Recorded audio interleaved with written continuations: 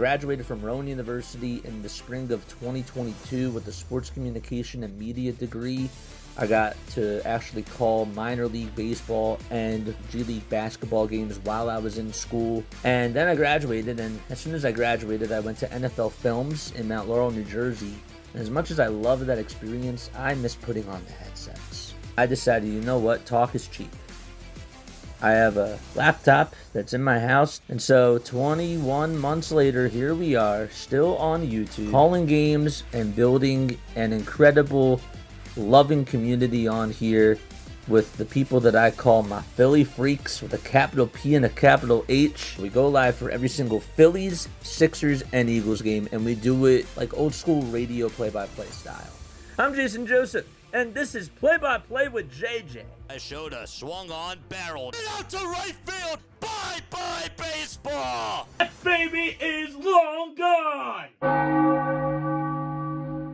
After a very bizarre walk-off victory in last night's game off of catcher's interference, the Phillies are looking to try to take the series tonight against the Boston Red Sox and hopefully try to get the sweep tomorrow. But first things first, they got to get the win tonight. Hi, everybody. What's going on? My name is Jason Joseph. This is Play-by-Play with JJ. Hit that thumbs up button. Hit that subscribe button as well. We go live for all the Sixers, all the Eagles, and all the Phillies games on this channel. So we cover basketball, football, and, of course, Major League Baseball as well. Zach Wheeler pitched yesterday. He went 6 innings. He did allow 2 earned runs. He had 10 strikeouts. Didn't really look like his actual self out there, but still did Zach Wheeler things. And it was just good enough for the Phillies to stay involved, and the bullpen did a very good job yesterday. And they carried the team to victory, and the Phillies won it in the bottom of the 10th on a walk-off catcher's interference, and Sosa got on board. Yeah, all right. So for some reason, cable is not working right now. So I'm hoping that's all right, but it's not showing up on here, and I apologize about that. Oh, there it goes. Is it working now? It says preparing network connection. So we'll see how this goes. If not, we'll have to just watch it on the phone. How's everybody doing? Let us know down below. I see that we have Phillies Fan 120 on Twitch tuning on in. What's going on, dude? Thank you so much for tuning on in. What's up, John? What's going on, PJ? What's up, Bilbo? I'm very, very happy to see each and every one of you on here. First pitch is about ready to get underway. We have not started just yet. And again, waiting for the the cable to come on. So I guess we should probably get the phone out and get that up and running just in case the cable does not work. Where is it? All right. It said that this program is blocked in your area. Great. Good stuff.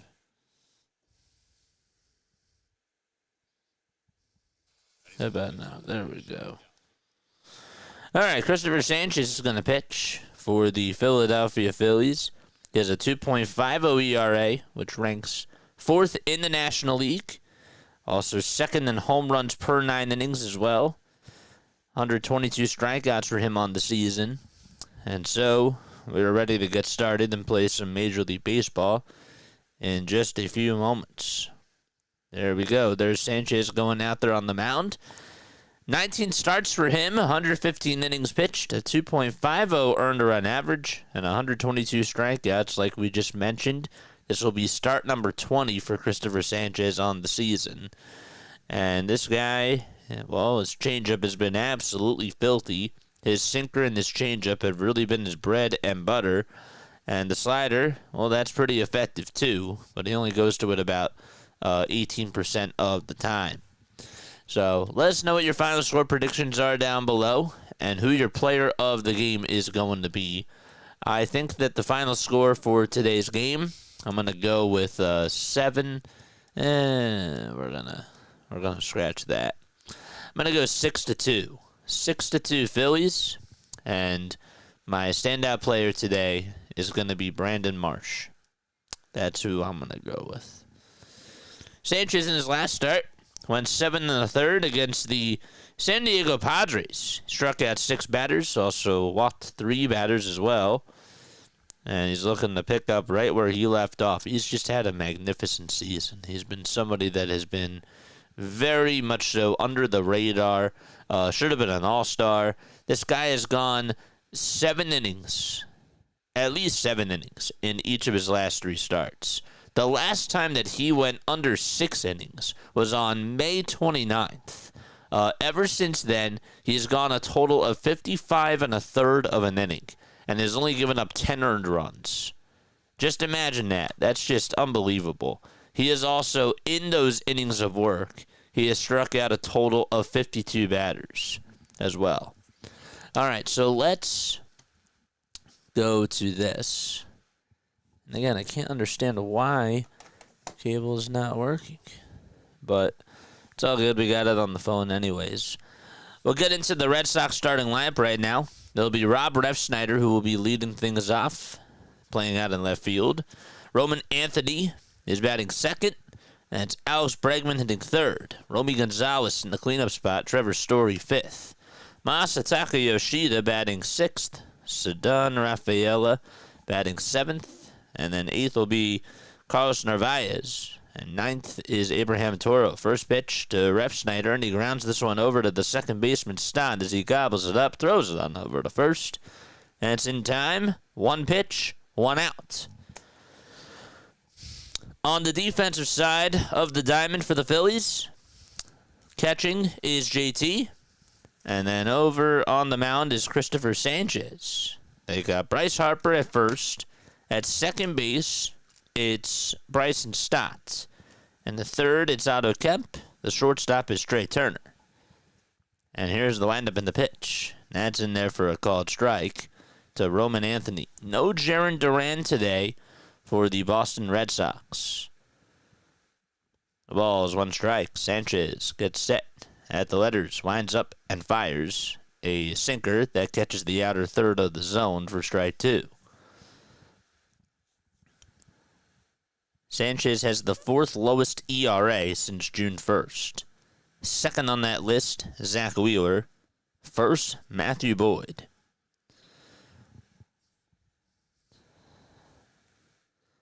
Oh, 2 on the way from Sanchez.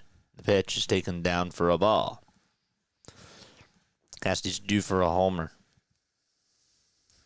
1-2. They tried to appeal. He did not go. So the count's 2-2. 2-2 pitch on the way. Down for ball 3. And what was an 0-2 count is now a full count. Alex Bregman does wait in the on-deck circle. And the payoff pitch, there's a swing and a miss on a sinker that was inside. And Christopher Sanchez records his second out, his first strikeout, though, of the evening. Very nice. Are we starting? Are we starting? There we go. 2 away, and now Alex Bregman is up. The first pitch that he takes is in there for a called strike. So Refnider grounded out to second. Roman Anthony struck out swinging. 2 up, 2 down, 8 pitches for Sanchez. There's the 0-1 delivery. That is inside for a ball. Don't forget to hit the thumbs up button and subscribe to the channel. Colton Berry says I'm gonna go. Bergie says I'm gonna go 5-4 Phillies. Sanchez is the player of the game. That's a safe choice. Paul says final score 5-1 Phillies. Standout star is Sosa off the bench for Stott again. Love that. 1-2 on the way, and that's a foul ball. Peso says 5-3 Phillies. I see a lot of 5-3. Mike and Peso at 5-3. And Mike also says we're getting 2 Schwarber bombs today. Love the sound of that, too. The 1-2 delivery from Sanchez. This one's grounded back up the middle, backhanded by Stott. The throw on the run to first. He is out. Nice play by Stott, and a 1-2-3 inning as we go to the bottom of the first inning. We talk a lot about Bryson's bat and how much that needs to be improved, but still is a very good defensive second baseman. That's for sure. So we go to the bottom of the first. Turner, Schwarber, and Harper will lead things off for Philadelphia. Shane says, I'm going to go 7-4 Phillies, and my player of the game, he says, is going to be Bryce Harper. Love that. Very, very nice. William's here. What's up, William? What's up, David? All right. So here we go. The Phillies lineup, it'll be this. It'll be Trey Turner batting first.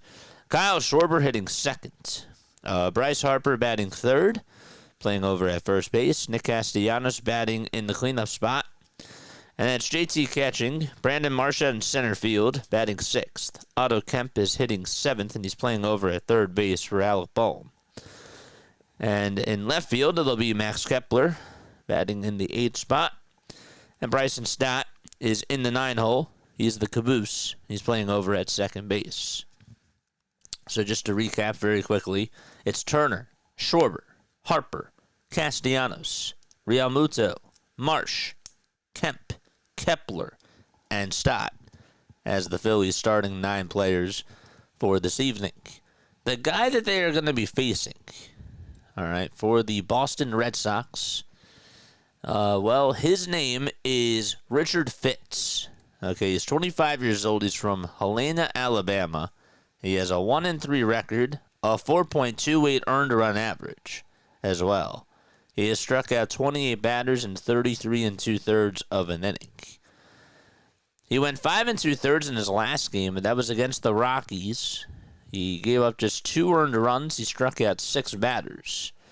But this is a guy who hasn't really been off to the best start. Besides the Milwaukee game that he had back on May 27th, he's really been struggling ever since. So Trey Turner is in the leadoff spot for Philadelphia. Fitz is 6'3" tall. The windup and the pitch. It's a fastball right down the pike for strike 1. Also weighs 230 pounds. He's a right-handed pitcher. The ball is 1 strike to Trey. And the 0-1 delivery is low and away for a ball.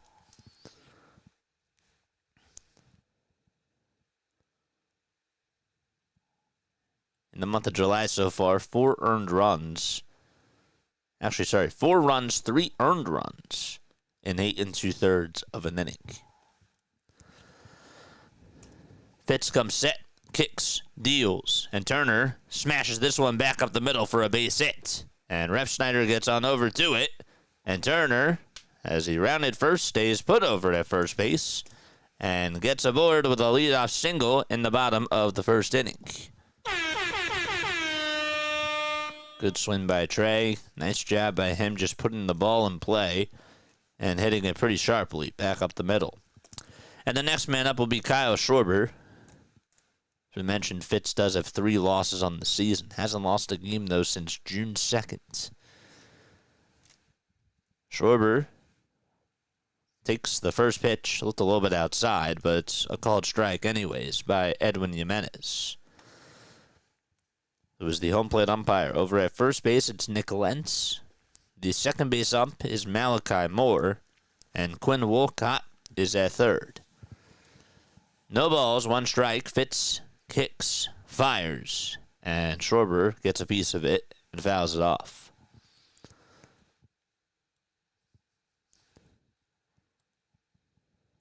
The Phillies will wrap up this 3-game series tomorrow. They will face Lucas Giolito.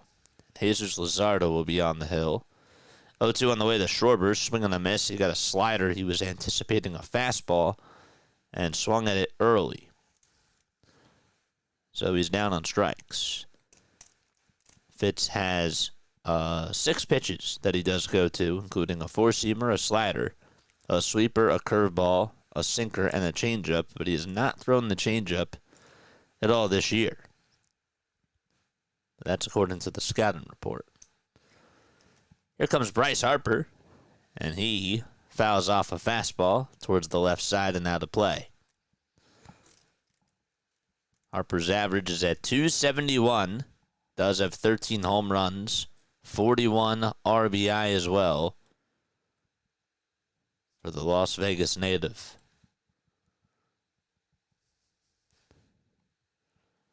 Turner at first. 0-1 pitch. That's going to be taken in the dirt for a ball. Trey does have 25 stolen bases on the season. Harper, by the way, over his last 8 games, 14 for his last 32. Give him 9 doubles and 4 long balls as well. Toss bat to first, not in time. It's 1 ball, 1 strike to Bryce Harper. In the infield for the Boston Red Sox, it'll be Romy Gonzalez at second and Trevor Story at short as the middle infielders.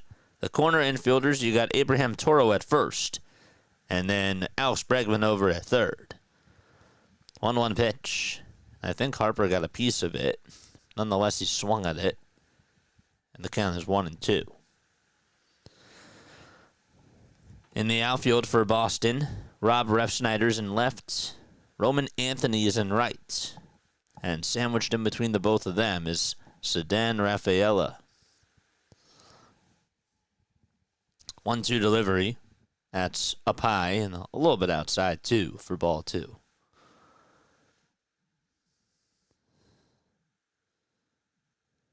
What's going on, chat?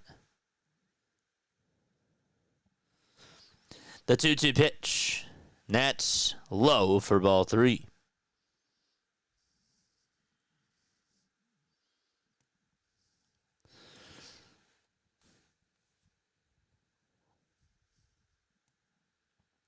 Three balls, 2 strikes to Bryce Harper.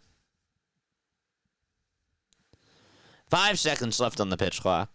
Fitz with the payoff pitch. This one is grounded into right field for a base hit. Trey Turner's rounding second base, and he will go on over to third. Harper has to pump the brakes. The throw is made over to second, and Harper gets on with a single, and Turner is over at third base. There's runners at the corners for Philadelphia. That was sort of as Turner did go on over to second base, it looked like he was trying to steal. And he was. So there you go, Bryce. Still 1 out in the bottom of the first. Traffic on the bases for Philadelphia. And the next man up is Nick Castellanos. The pitch off the plate for ball 1. Richard Fitz with 13 pitches so far in this bottom of the first. Turner is second on the team in runs scored with 64. He's over at third base. 1-0 pitch on the way, swing and a miss. That slider was off the plate. Cassidy this year hitting .243 with runners in scoring position. And he has knocked in 43 runs.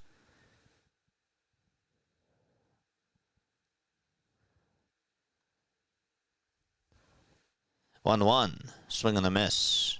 Is a total of 53 RBI, but 43 with runners in scoring position.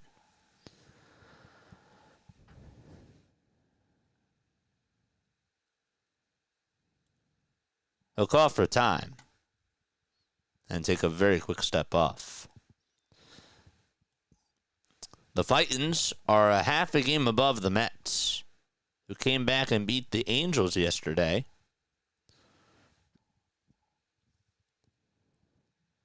1 ball, 2 strikes to Nick Castellanos, and the 1-2 on the way. This one's flied out over towards right field, and it's a foul ball.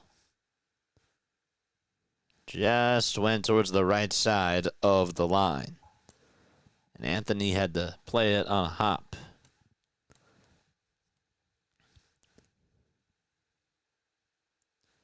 The Red Sox are knocking on the door for that second seed in the AL East. They are 2 games behind the Yankees. And meanwhile, the Rays are 1.5 games behind Boston. Obviously, winning the division is the Blue Jays. 1-2 delivery to Casty, and he pokes this one out the center field. That's going to get down for a base hit. Turner's going to score. Harper goes on over to third base. It's an RBI bloop single from Nick Castellanos, and a 1-0 lead for Philadelphia.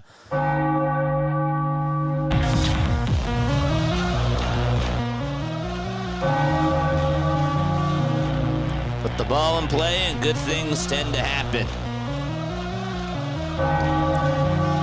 That's the third single in this inning for the Phils.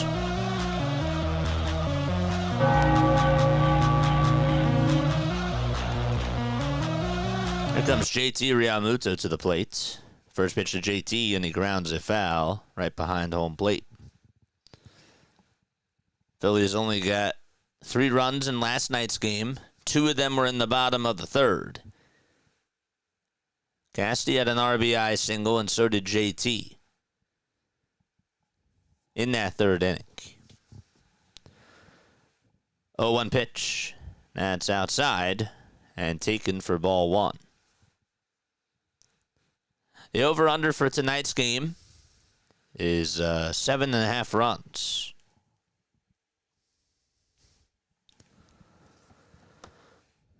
One and one is the count to Realmuto. Fitz delivers from the stretch, and the pitch is inside for ball 2. Good evening, Denbrew. What's up, Pookie? Harper's over at third. Casty's at first. He just drove in Trey Turner. The 2-1 delivery to JT, and he bounces that one foul towards the third base side. And the ball across to go chase after it. Took a couple of bounces. What's up, Charles?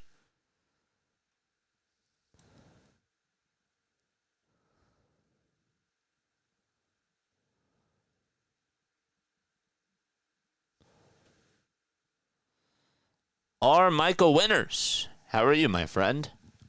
Thanks for stopping on by. JT's average is at 270, by the way. 2-2 is outside and low. Runner goes. Throw over the second base to get Casty. It's not in time.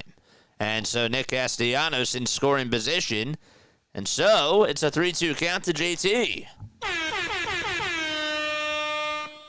That was not. Didn't really think that was a good throw by Narvaez. But Casty's at second. And the Phillies will certainly take that.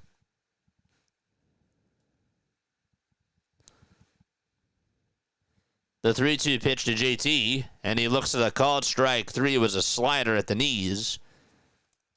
And he goes back to the dugout. That's the second strikeout of the inning for Fitz. And by the way, that was the 4th stolen base from Nick Castellanos this year. Don't forget to like and subscribe to the channel. 2-away, Brandon Marsh is up, and he looks at a curveball at the knees and takes it for strike 1.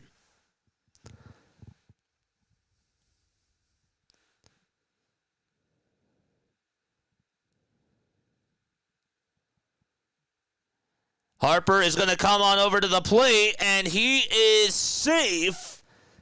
And the Phillies take a 2-0 lead. Wow, Harper came on home, didn't see that coming, and the Phillies get another run on the board.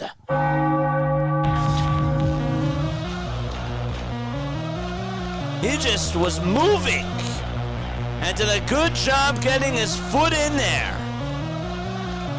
Harper with a steal to home plate, and it worked.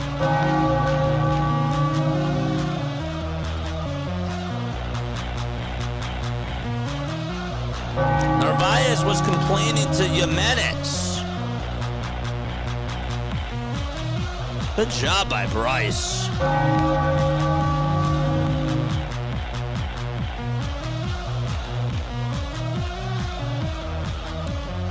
Alex Cora is out there, and he is trying to get a word in with Edwin Jimenez and Nick Lentz as well.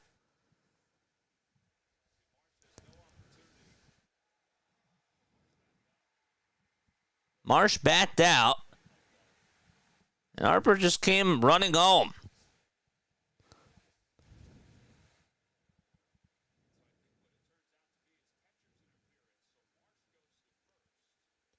They call catcher's interference, though. And Marsh goes on over to first as he tried to back out. And so that also puts Castellanos over at third base.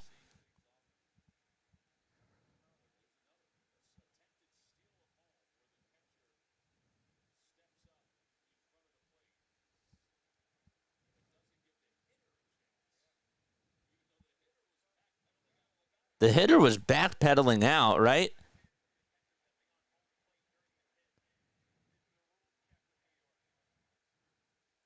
So they're going to take a timeout here, and they're going to have a rule check with New York just to confirm that Marsh will go on over to first.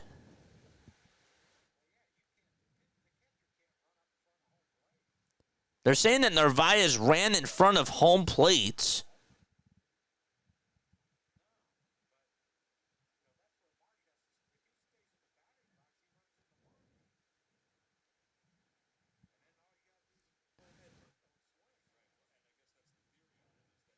They're saying that Narvaez went in front of home plate and that you're not allowed to do that. All right, so here's the call.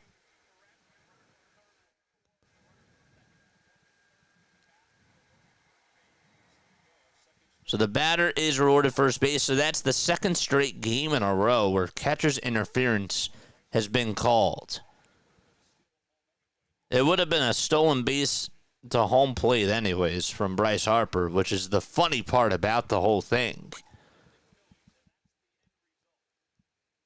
So Cora is obviously not happy and wants to get another explanation from Edwin Jimenez. But Brandon Marsh is over at first base, and they call catcher's interference.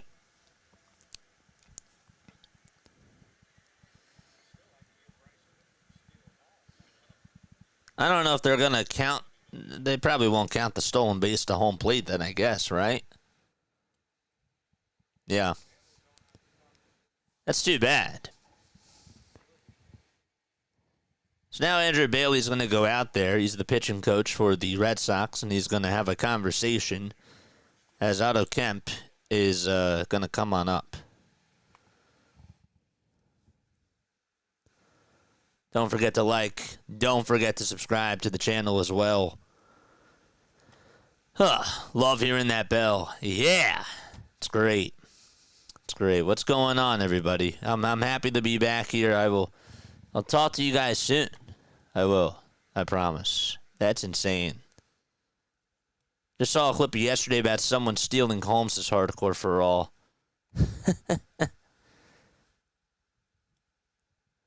So Otto Kemp is coming up, so they don't technically count Harper's stolen base to home plate, even though he would have gone anyways. The pitch to Otto, and he flies this one out over towards right field. That's going back over towards the track, and it will be caught for out number 30 by Roman Anthony. And so the inning is over. The Phillies do get 2 runs, one on catcher's interference, and the other one, it was on an RBI single from Nick Castellanos. And the inning is over, and the Phillies lead it 2-0. They said the catcher cannot stand on the plate during the pitch. That's crazy.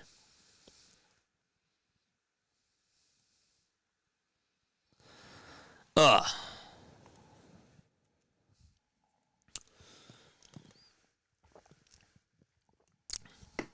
right, so we're going to the top of the second. Hopefully everybody's doing well and having themselves a very fantastic day. Phillies did send 7 batters up to the plate in that bottom of the first.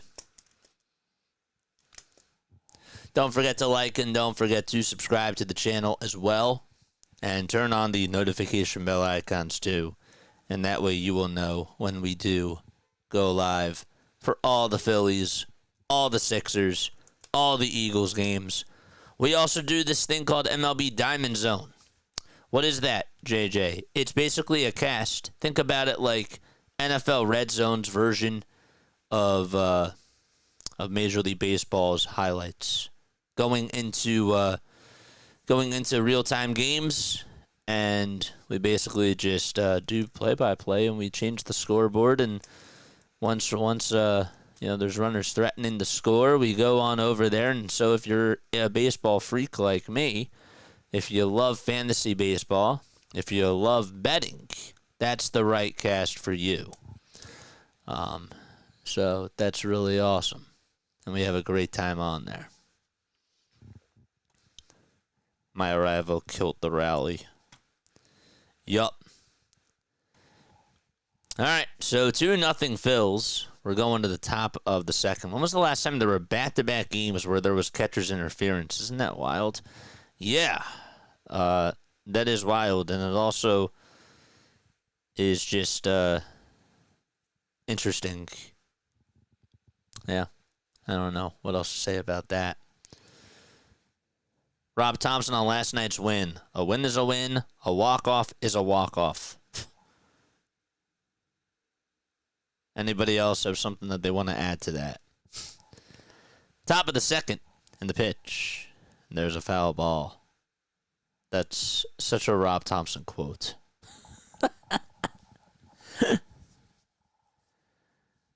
Top of the second, first pitch was fouled away. Christopher Sanchez had 11 pitches in the first. And the 0-1 pitch is a changeup taken at the knees for strike 2. Catcher's interference is becoming our tush push. It's funny.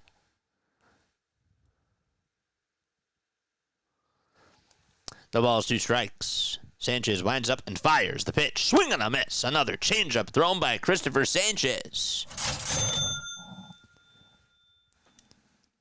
Very nice. 2 strikeouts for Sanchi.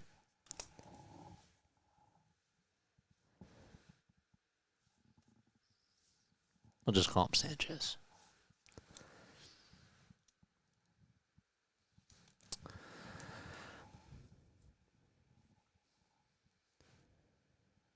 Now that'll bring up Trevor Story to the plate. And the first pitch that he takes is inside and low for a ball. The Phillies are 57-43. They're 14 games over 500 at home. Meanwhile, the Boston Red Sox are 54-48. The windup and the pitch. And it's a 1-1 count now. So the Phillies again lead it 2-0. Nick Castellanos had an RBI single, and Brandon Marsh got on first base due to catcher's interference. That was because Bryce Harper was coming on home, trying to steal home plate. 1-1, and that's taken for strike 2.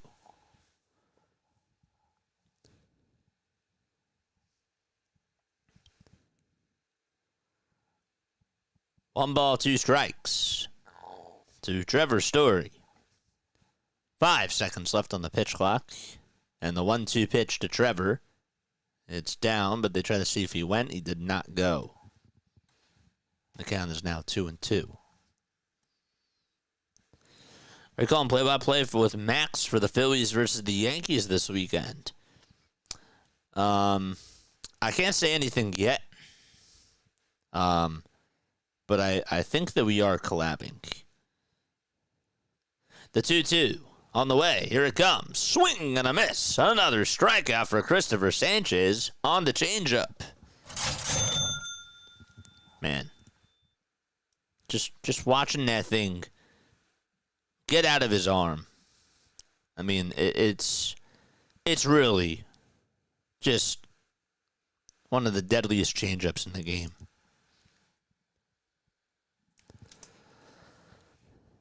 Masataka Yoshida's up, batting on the left side, and he chops a sinker foul towards the right side.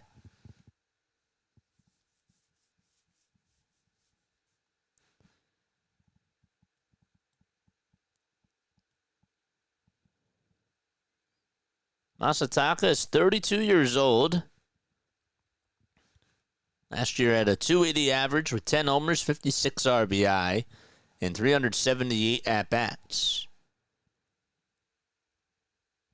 0-1 pitch, and he hits a high bouncer over towards the right side. Stott has to let it come down, and he does, and he fires a strike over to first in time to get Yoshida out. Took a very high bounce, and Stott just had to wait for it patiently and then just fire a missile over to first, and he did.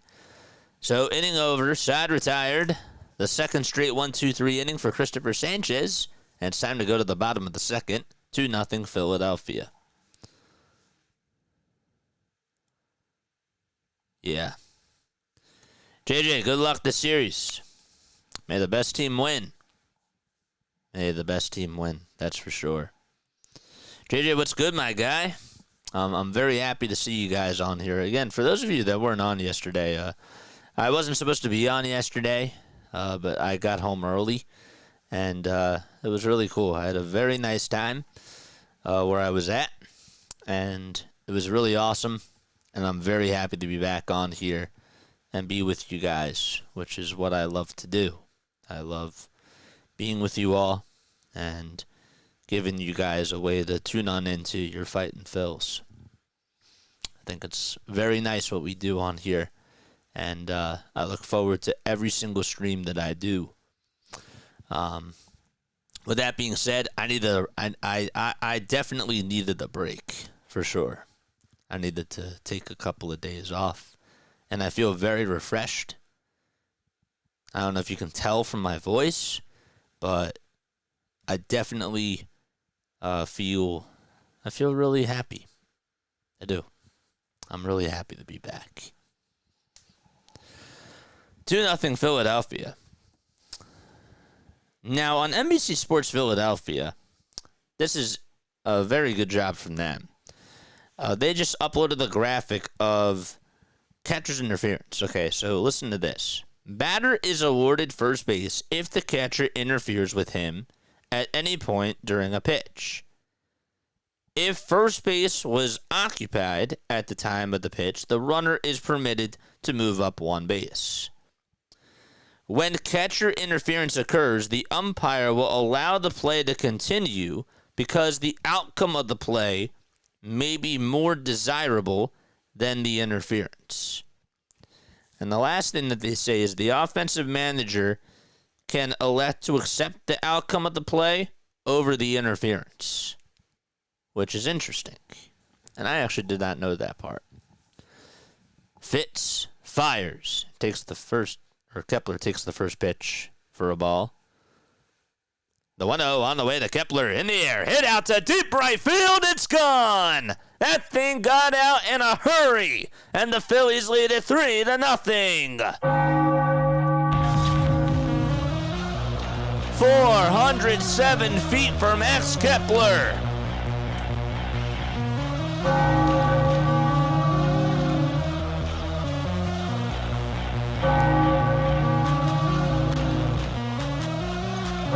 He did not miss a beat on that pitch. Right in his wheelhouse. That thing was smoked. Here comes Bryson Stott to the plate. And Stott takes a fastball on the outside corner for strike one.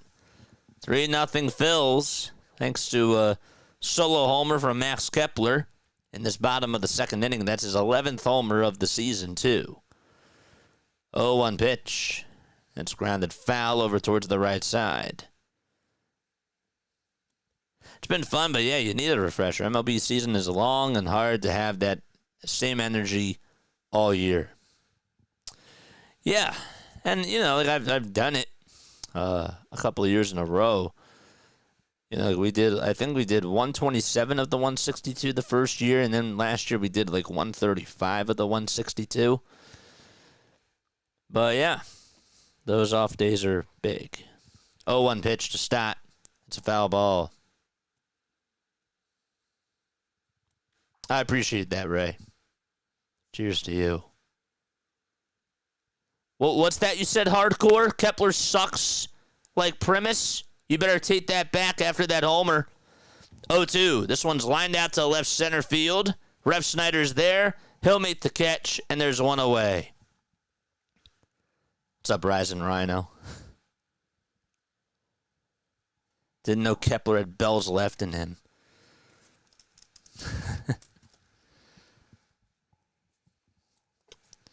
Maybe you should talk more trash to Kepler. Bottom of the second. Phillies do lead to 3-0. 1 out. And the pitch. That's taken inside at 95 miles per hour. Guys, go subscribe to Rising Rhino. Does an awesome job with all the football stuff. Oh, I agree. I agree, Quan. I'm just joking, though. 1-0 pitch. And that is taken down for ball 2.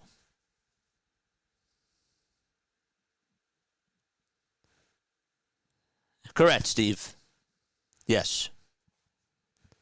2-0 to Turner, and he flies this one out towards right field. That's going back over towards the track, but Anthony has plenty of room on the warning track to make the grab.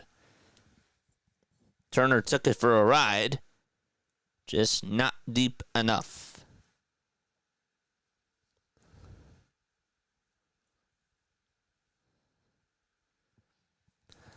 Don't forget to hit the thumbs up button and hit that subscribe button too. And turn on the notification bell icon. Here comes Kyle Schwarber, former Red Sox. Takes the pitch downstairs. We've got 177 people on here watching. That's great. We're almost at 100 likes. We need 39 more to go. 1-0 to Schwarber, and he flies this one out towards right field. It's hooking foul and goes out of play. Schwarber's going to ask for a new bat from the Bat Boy Adam, who was an all-star this year. It's really cool to see him at the all-star game.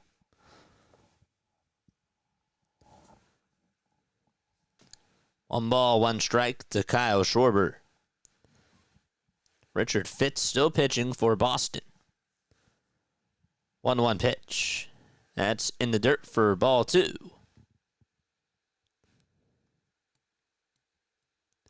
Two and 1 is the count.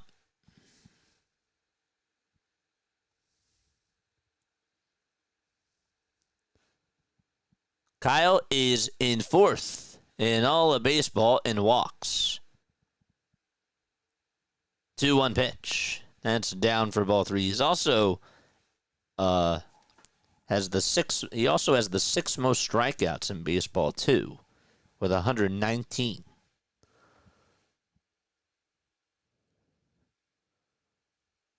Three balls, one strike to Schwarber, and a pitch on the way. Fly ball hit out to right center field, and that goes into the Phillies bullpen. A home run derby here in the bottom of the second for Philadelphia.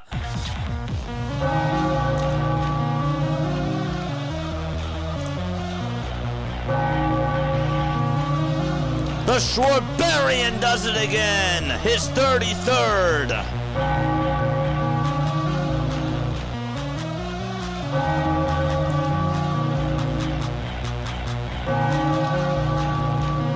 All he does is hit nukes.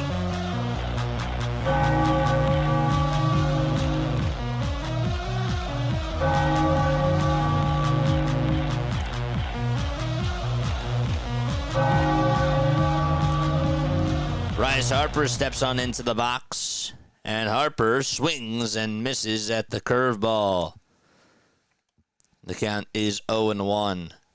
Schwarber now 5th in all of baseball in homers. He's 2 behind Ohtani. 0-1 pitch to Bryce Harper. It's up high and away and taken for a ball.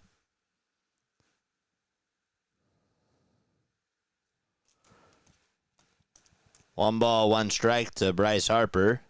Here's the 1-1. That's a foul ball. By the way, Hardcore, how's your back? Don't think I forget about these things. 1-2 is the count. 4 seconds left on the pitch clock. And the pitch to Bryce. And that is up high for ball 2.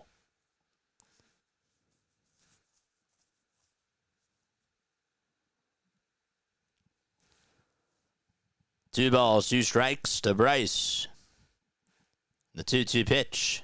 Low for ball 3, even though Narvaez actually framed it pretty well. He brought it back up.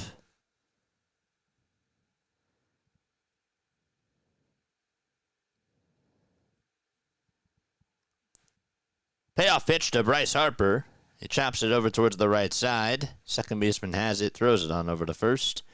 It's in time. We are going to the top of the 3rd inning. Max Kepler and Kyle Schwarber, each hit solo home runs. And we are going to the top of the 3rd inning. JJ, thanks, man. Slowly getting back to it, catching up with the yard and stuff. Yeah, I've been doing a lot of work outside, too. So, it's a lot of responsibility. Cleaning up the leaves, taking out all the junk, putting down mulch, all that stuff. Yep. Trimming bushes. Yep. I do realize I like being outside, though. I do.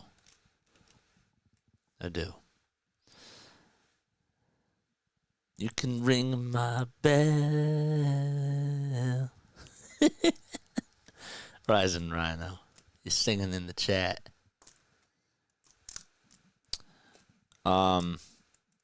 Is that? I could just look it up, but that is Anita Ward who sings that song, right? Marsh has an RBI without an official at-bat. Yeah.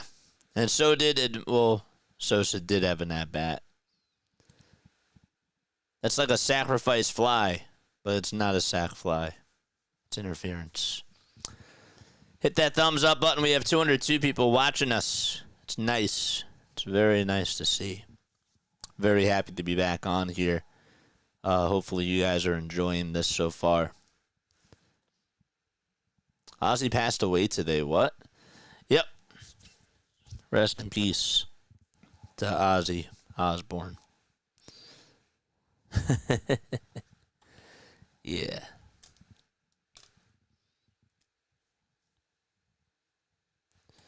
You guys know that, we were having these conversations earlier in the year, and we were talking about, which pitchers were washed.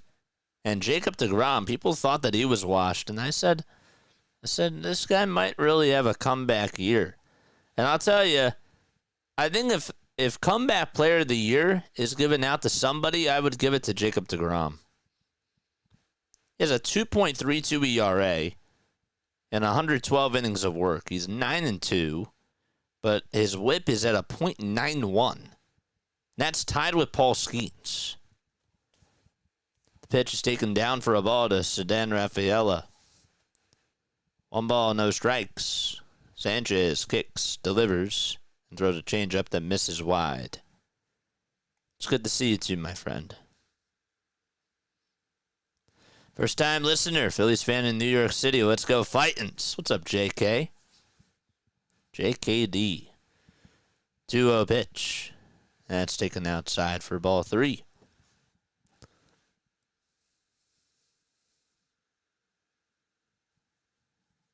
Welcome aboard. 3 balls, no strikes. The 3-0 pitch. That's also in there for a called strike as well. I mean, I guess you could also argue Max Fried as well. But, nah, I guess not. 3-1 pitch. This one's grounded over to short. It's played on the hop by Turner. And the throw across the diamond will get Rafaela out. 1 gone. And all 7 batters retired in a row from Christopher Sanchez. deGrom has been terrific. Larry says, I thought deGrom was washed. deGrom is flying high again. He's been magnificent. The windup and the pitch. That's in there for a called strike. Was DeGrom on the All-Star team this year? Can somebody double-check that for me? I don't think he was. Maybe I'm wrong, though. 0-1 pitch on the way. Here it comes. That's in there for strike 2. Byron Buxton is the second best odds for comeback player of the year.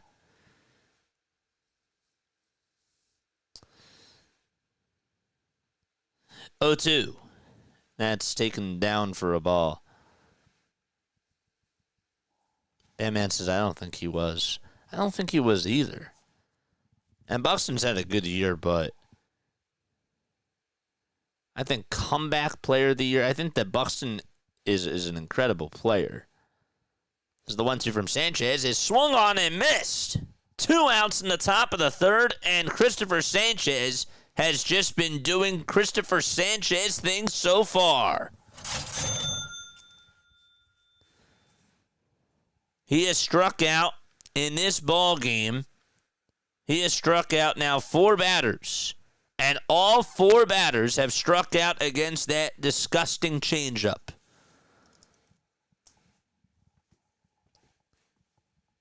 The pitch, here it comes to Abraham Toro, and stick him down for a ball. DeGrom was washed before he had to be perfect on the Mets. They only scored 1 run. Time he was out there, poor dude, he deserved better, that's for sure. I'm with you, Jason. 1 ball, 1 strike. 2 away in the top of the third. Phillies lead it 4-0. Sanchez kicks, fires, and throws a changeup, and he gets the call there. It was at the knees and taken for strike 2. Phillies have scored 2 runs in their first and second inning. The 1-2 on the way. This one's chopped over to second base. Stott plays it on the bounce, gathers his feet, throws over to first, and Toro is out. 9 men up and 9 men down for Boston. We go to the bottom of the third. Phillies lead it 4-0 against the Sox. How do we get here, JJ? Nick Castellanos had an RBI single in the bottom of the first. And Brandon Marsh reached first base on interference, catcher's interference, which was caused by Bryce Harper, who actually tried to steal home plate. And catcher's interference was called because of Bryce coming on home. So that definitely benefited the Phillies.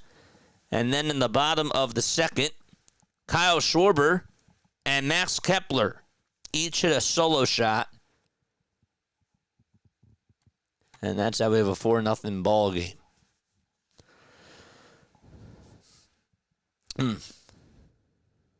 I guess John is not here because he's slamming. Dude, what is with your timing today? First you say Kepler sucks, and he hits a homer. And then you say, I guess John's not here. And all of a sudden, poof, here he comes. Hey, Phillies, stop winning, says Falco Lombardi. Each win is closer to 100, and my body is starting to feel the wax.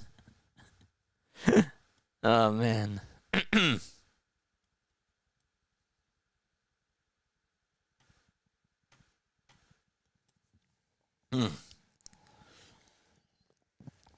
Another catcher's interference, John. 2 days in a row.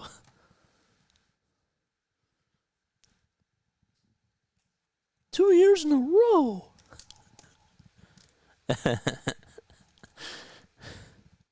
Bottom of the third, 4-0 Philadelphia. They've put up 5 hits today.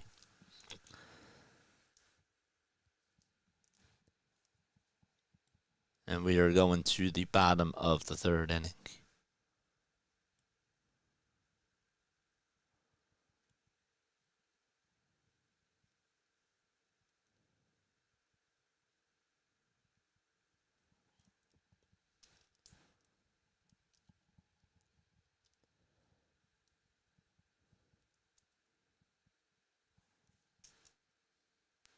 JJ, you can't say that. All I said was 9 men up, 9 men down. I can't. I know what the broadcaster jinx is. I didn't say that. I didn't say that word. But I didn't think that even if you're implying something, that doesn't count. That counts as a broadcaster jinx. 1-0 pitch. This one is flied out over towards center field. Rafaela gets under it, and I'll make the grab. And there's one away. Even if I don't say the 2 words.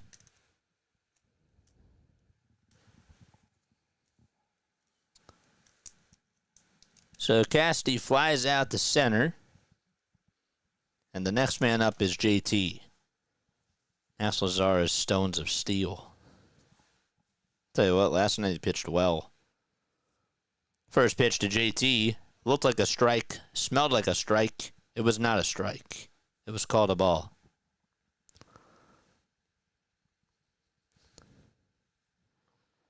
One a pitch on the way. Swing and a miss.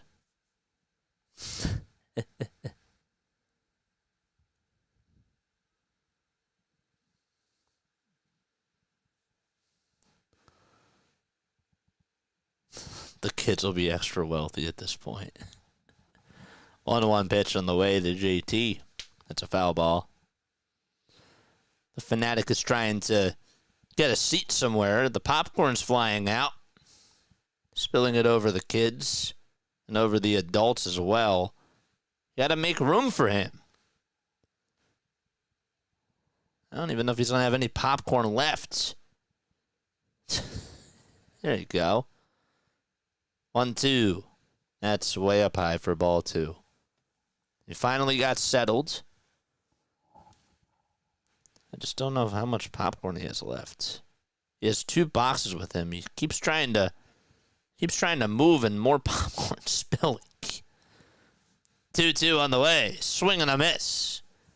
And so there's the 3rd strikeout for Richard Fitz. And JT goes down swinging. That's for the 2nd time today that he has struck out. So Casty flied out to center. JT just struck out. And Brandon Marsh is the next Philly up. Fitz kicks and fires. Throws a strike on the outside edge.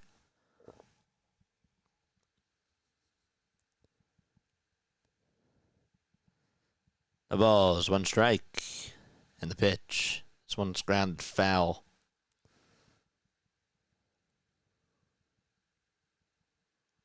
I heard that Fanatic got caught having an affair. Yeah. I saw the clip, by the way. Crazy. 0-2. And that's up high for a ball. All right, so did the Fanatic finally settle down? They're not going to follow up on that. 1-2 pitch to Brandon Marsh. There's a swing and a miss. And so the inning is over. The side is retired. 2 strikeouts in the inning for Richard Fitz. And 1-2-3 to go the Phillies. We're going to the top of the 4th. Phillies lead it 4-0. Mike says last game I went to was my birthday, and the Fanatic poured popcorn on my head after everyone sang the happy birthday song. Aw, that's so sweet. That's so cool. Poured popcorn on you.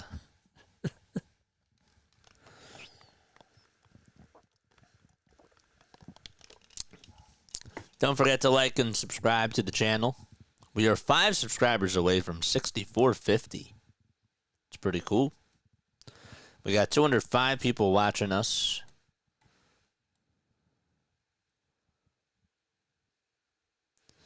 Taking a look at the out-of-town scores, the Reds and the Nationals are tied 1-1. They're in the top of the 5th. The Rays are shutting out the White Sox 4-0 in the top of the 3rd. Tampa Bay is knocking on the door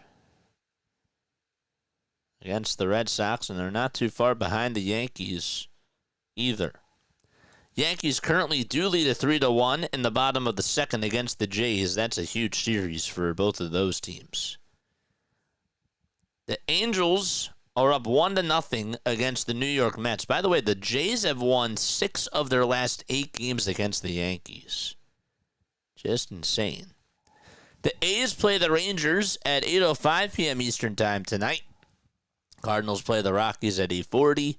And the Brewers play the Mariners at 9:40 p.m. Eastern Time as well. Also, the Royals and Cubs are on at 8:05. The Astros and Diamondbacks are on at 9:40. And the Dodgers host the Minnesota Twins at 10:10 p.m. Eastern Time. Giants do lead a 3-0 against the Atlanta Braves. The Marlins have a 2-1 advantage in the top of the fifth. That's against the San Diego Padres. The Pirates lead at 3-0 against the Detroit Tigers. Tigers so far getting shut out by Mitch Keller in 3 1/3 of an inning so far. And then last but certainly not least, the Guardians are up 2-0 as they go to the top of the fifth. They're taking on the Baltimore Orioles. Rob Refsnyder is coming up to the plate, and Sanchez comes set. Fires, throws a fastball at 96 right down the pike for strike one. Go Birds, baby.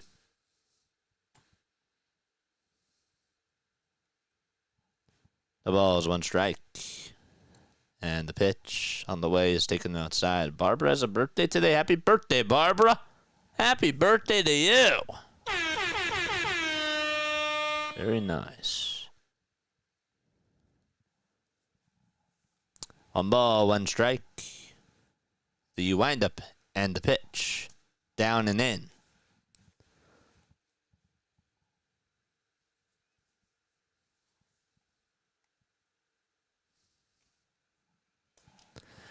Two balls, 1 strike. Sanchez comes set and fires, and Rob Refsnyder golfs this one out to deep left field. That thing is gone. Gone.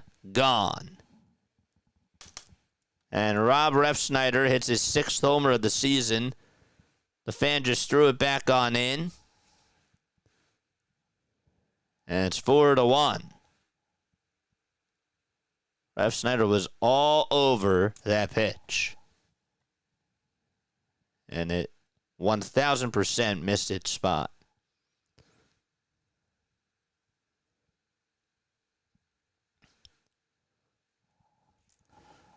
Here comes Roman Anthony, and he takes down for a ball.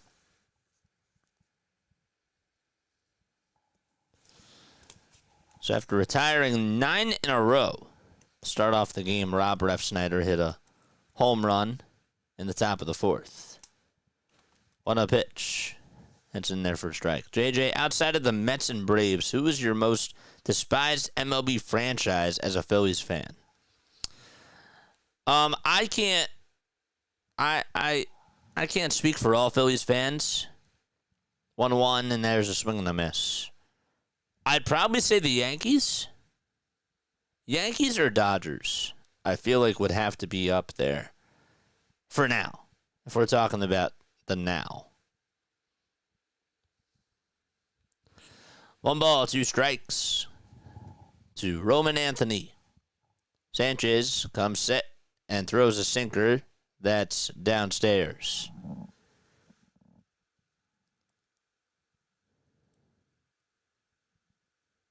Call her Taylor Swift. Oh my gosh, John. 2 balls, 2 strikes. And the 2-2 on the way, swing and a miss. 5 strikeouts for Christopher Sanchez tonight. He gone.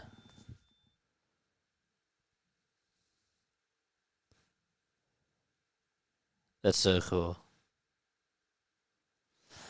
JKD says, for me, it would have to be the Giants, who always seem to own us. Giants are a very interesting team. Here's Alex Bregman, then he pokes the first pitch out over towards left field, and that's going to get down for a base hit. Alex Bregman gets on with a 1-out single. There's the second hit of the inning for Boston. I mean, I guess you make a valid point. Because they do seem to own the Phillies at Oracle Park. I still want to call it AT&T Park. Pitch on the way. There's a swing and a miss. The Cubs for a while owned the Phillies at Wrigley Field. I remember that. For some reason, we just couldn't beat the Cubs. When the Marlins had like Miguel Rojas and Garrett Cooper, 0-1, swing and a miss. That was not a fun team to face because they always beat us. They were such a pesky team. I don't miss those Marlins teams. 0-2 pitch. That's a foul ball. If there's any guy that would have had a Hall of Fame career against the Phillies, if he would have played against the Phillies throughout his whole entire career and had been a Hall of Famer, Miguel Rojas has to be in that conversation. For some reason, he just always thrived against the Phillies. Here's the 0-2 pitch from Sanchez. Swing and a miss. That changeup just absolutely died out of the zone, and it just disappeared. He has the second most strikeouts on the changeup this year. He's just behind Tariq Skubal, and it's not even close where the other three guys are in the top five. Almost forgot. The pitch. This one's grounded over towards shortstop. Turner bobbles it for a second. The throw was low, but dug out by Stott at second base. And so the inning is over. It's a 6-4 fielder's choice. Not a good play by Trey, but good job by Stott to be able to dig that thing out. We're going to the bottom of the fourth inning. The Red Sox do get a run on a solo homer by Rob Refnider. We're going to the fifth.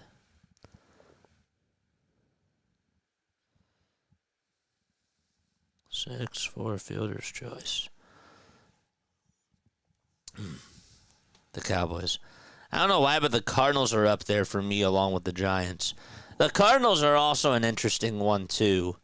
And it goes back to when they beat the Phillies in 2011, right? It was 2011 where they beat us. I had to think about that for a second. Facing Adam Wainwright, facing Yadier Molina, and even, I will tell you, one of my favorite wins that I will always remember is Game 1 of the NL Wildcard Series. Just hearing, the whole narrative was that Pujols and Molina were going to retire. Didn't know what was going to happen to Adam Wainwright. Goldschmidt was there. Arenado was there.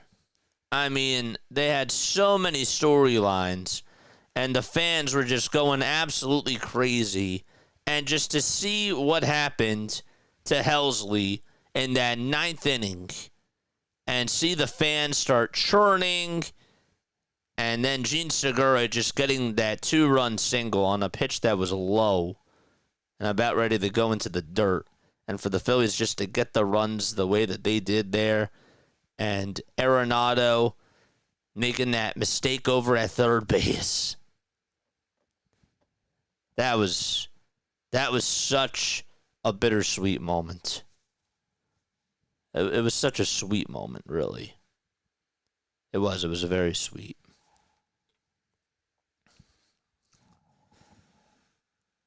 Hit that thumbs up button.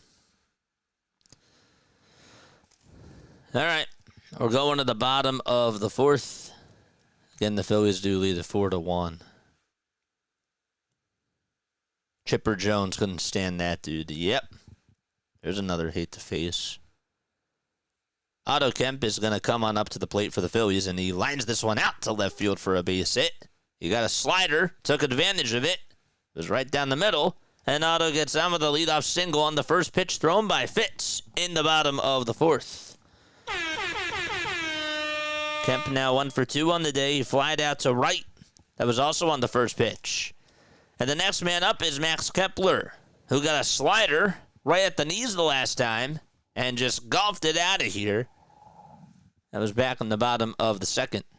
That would put the Phillies up at the time 3-0. Pitch to Max, and he gets a fastball that he fouls away. Let's get that run back.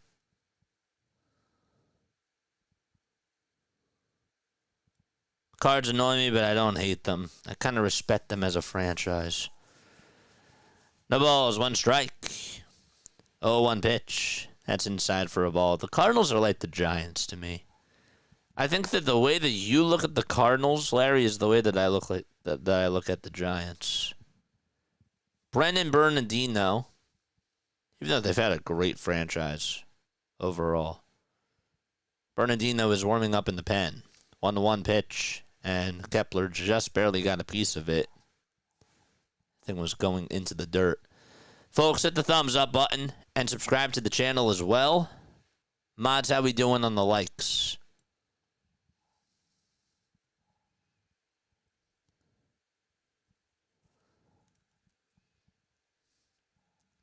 One ball, 2 strikes to Max Kepler. Here's the windup and the pitch. And the fastball is lined foul over towards that third base tarp.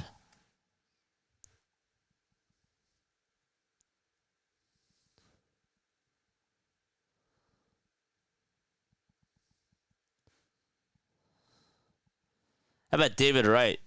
Remember facing him and Jose Reyes? Couldn't stand facing those guys. 1-2 pitch. That's in the dirt for ball 2. Or Mike Pelfrey. Or even R.A. Dickey. Ew. Ugh. R.A. Dickey. 2 balls, 2 strikes. Yohan Santana. 2-2 on the way. That's outside for ball 3.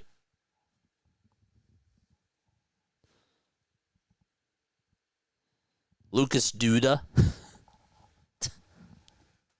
Lucas Duda.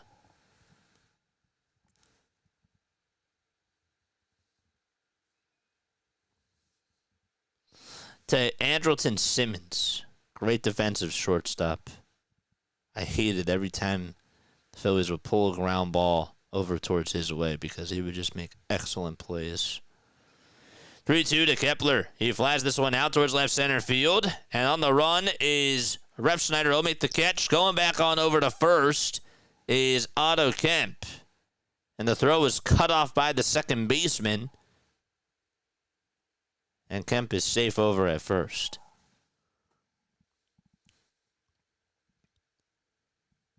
Wright was wrong. Yeah. Correct, Larry. Looks like Alex Cora is going to go out there and he'll pull Fitz after 65 pitches. The runner at first is still his responsibility. And Bernardino is going to go out there to pitch for Boston. So we do have a pitch and change. Man, Yohan Santana should have been a Hall of Famer. Too bad his prime was short. Yeah. Had a nice career with Minnesota. Then he came on over to the Mets. I forget where he went afterwards, but he was just never the same.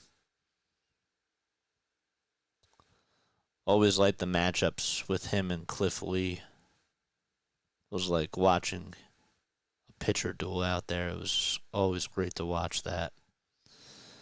Who else was on that Mets team? I'm trying to think. They had, before Darno, I forget who their catcher was.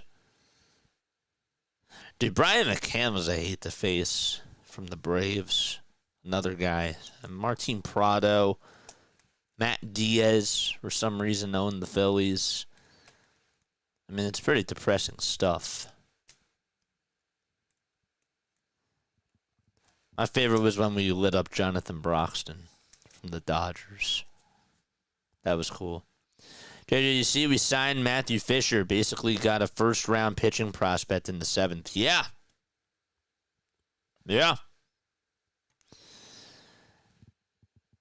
I did. I don't. I haven't really like fully dove into his tape, so I can't really fully say if I like him or not. But I will tell you that it tells me that the Phillies are probably not going to get a bullpen pitcher. They're probably not going to get more help. Maybe they might get like, a low risk, high reward guy, but I don't think that they're going to get an official closer.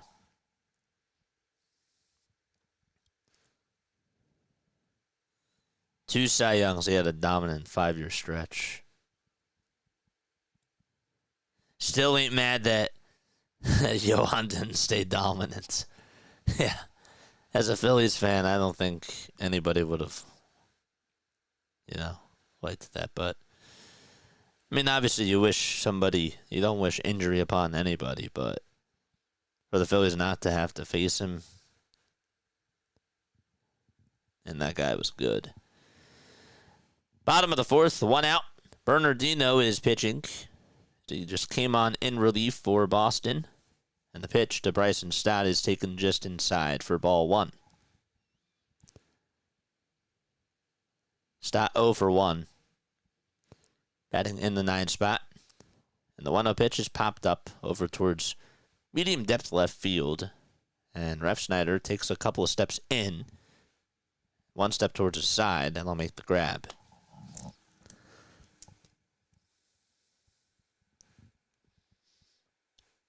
You guys remember Lucas Duda?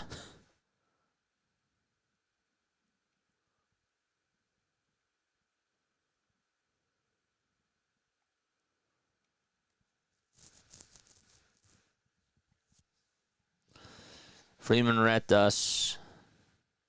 Pitch to Trey Turner, and he bounces this one over towards the right side. That gets on by the second baseman, and Anthony has to play it on a hop out in right field. It was a tough play, even though the second baseman did not slide for that. Just got on by him, and Trey Turner put it in the right spot, and he gets on with a single out over towards right field. That makes him now 2 for 3 on the evening so far. And Kyle Schwarber is the next man up. So Otto Kemp is over at second. Turner's over at first. And the pitch to Kyle is low. Haven't played this in a while.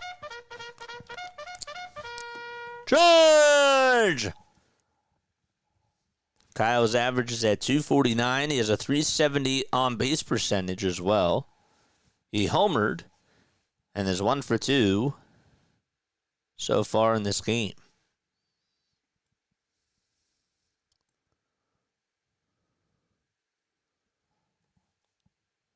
One ball, no strikes. And the 1-0 pitch. That's down and out for ball 2.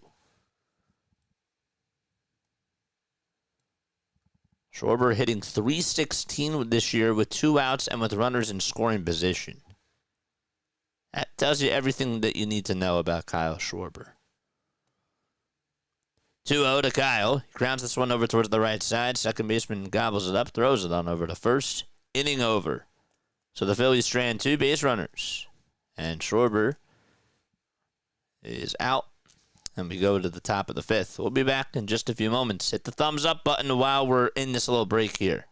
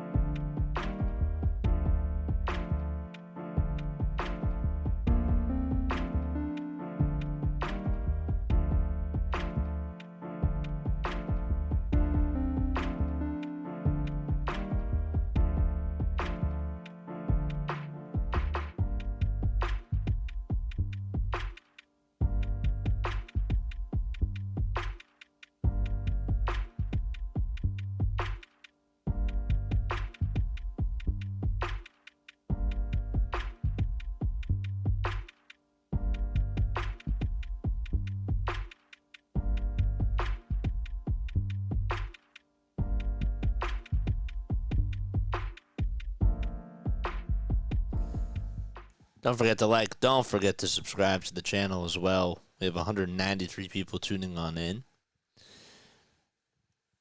There's Gage Wood. Congratulations to him on getting signed by the Philadelphia Phillies today. Christopher Sanchez facing the lefty, Masataka Yoshida. So it's lefty versus lefty, and the first pitch is a 95-mile-per-hour fastball. It's taken for strike one. Duda, yep. Lucas Duda. He was another Phillies wrecker.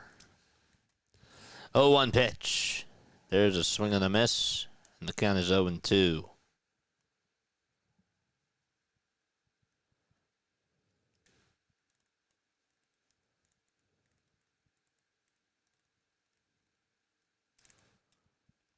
The ball's 2 strikes. 0-2 pitch. It's down and in for a ball.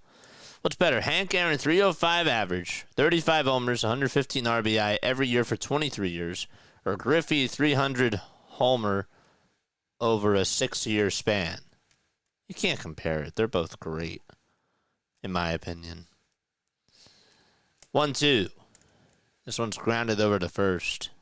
And Bryce Harper picks it up and tags the bag and gets the first out. I mean, Hank Aaron, though, was dominant. Very, very dominant.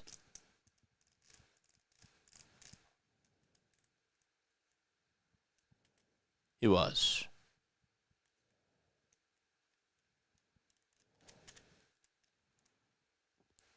Top of the 5th, 1 out. And the pitch. And that is taken for a called strike. I guess I would have to go with Hank, but Griffey was still great.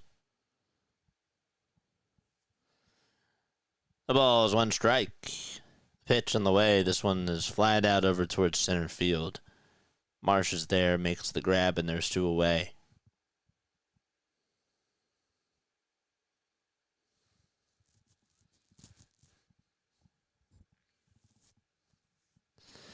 Pete, Joe, Vince, tuning on in. What's going on, guys? Happy to see you all. 2 away, top of the 5th. And the pitch is low.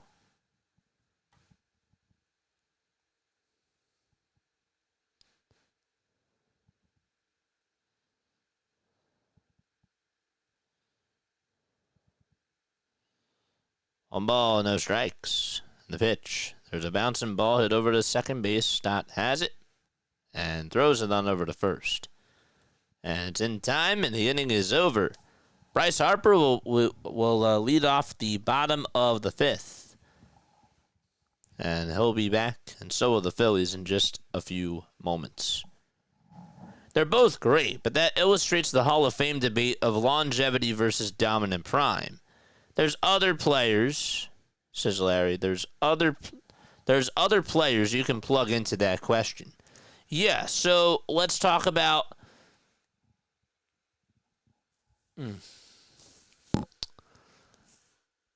for example, okay, and this might be a little bit extreme. Actually, maybe this isn't such a bad one. Let's talk about, okay, so for a more modern one, how about Albert Pujols?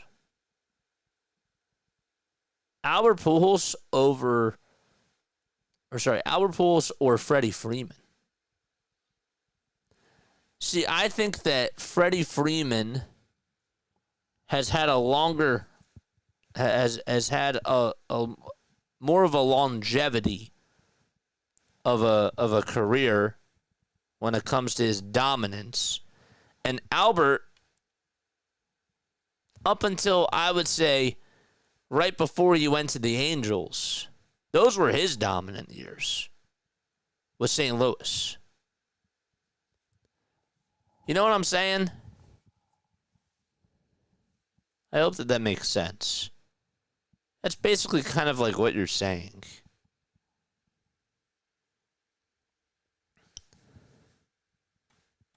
Winnie the Pools. Dude, Albert's dominance was so. I mean, I loved Ryan Howard, but man, when Albert was in his prime, they called him King Albert for a reason. Albert didn't start till he was 30. Joe Ross just got placed on the 15-day IL. He's dealing with back spasms. And so in his place, they called up Alan Rangel.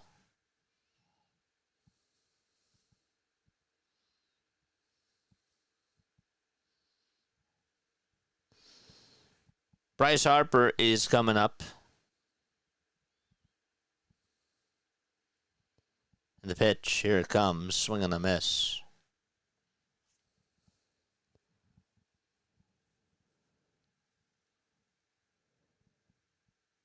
Albert was built like a villain. He really was.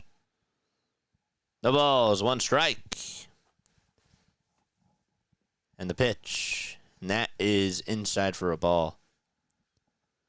Freeman is a Hall of Famer for sure at this point. He doesn't have the raw numbers, but he was Mr. Consistent. Pujols had his dominance with Cardinals and then fell off with the Angels. Correct. That's kind of like what I'm saying. I think that's like what Larry is saying too.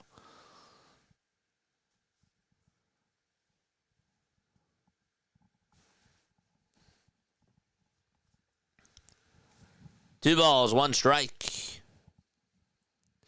The 2-1 pitch on the way. And this one is fouled off over towards the left side, and it goes out of play. For example, Ryan Howard was great, but not enough longevity to make a Hall of Fame.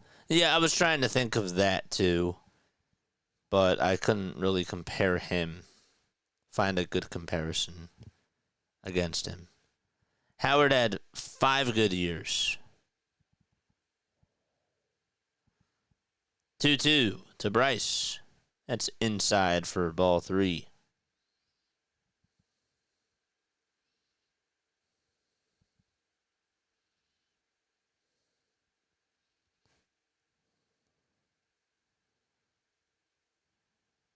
Three-two pitch. That's inside for ball 4. And Harper gets on with a leadoff walk here in the bottom of the 5th. I guess that the better comparison with Ryan Howard is when you look at somebody with like a longer career. What about like, I don't know.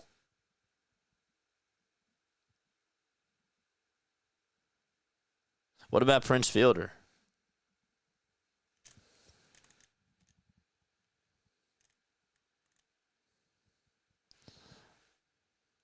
The pitch. That's up high for a ball. I really liked Prince Fielder, but I think that Howard's dominance during his dominant years were better than Prince Fielder. That's me, though. 1-0 pitch. This one is popped up. It's a foul ball. I hate doing this because these guys are like great players. They really are. But if that's the criteria, 1 ball, 1 strike to Nick Castellanos. And the windup and the pitch. That's taken at the knees for strike 2.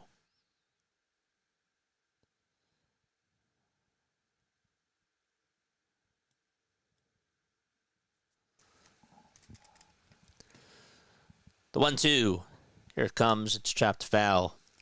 Prince had another injury-killing career. That lineup with him, Corey Hart, and Ryan Braun, and Ricky Weeks, and Mike Cameron.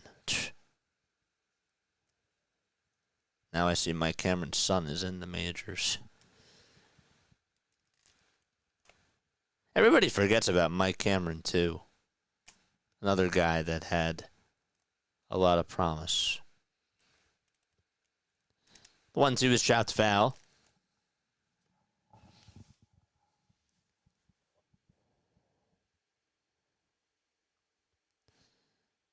One ball, two strikes.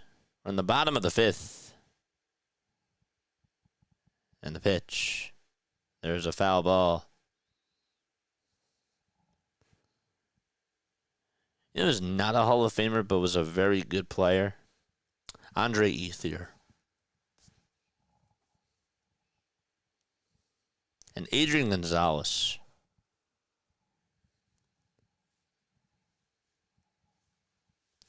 One ball, two strikes. And here comes the pitch. That's taken at the knees for strike three. And there's a strikeout from Bernardino as Castellanos goes down looking.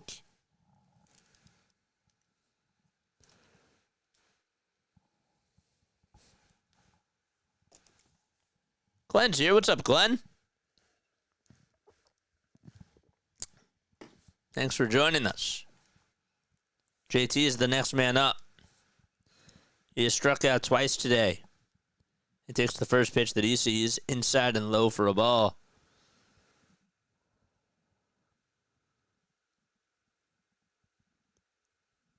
You're right, Doug. Josh Hamilton. Sure. How about Chris Davis? Both Chris Davises.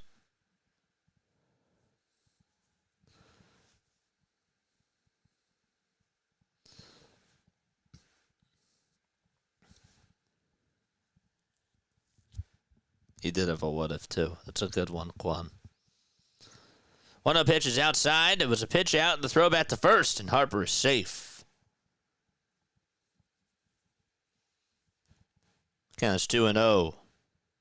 Bet you that Narvaez is still having nightmares of Harper stealing home plate. Or Harper coming home on a steal attempt to home plate. 2 balls, no strikes to JT. Bernardino gets set at the belt and delivers a strike that looked a little bit inside, and JT is arguing with the home plate umpire, Edwin Jimenez. Therefore, the count is now 2-1.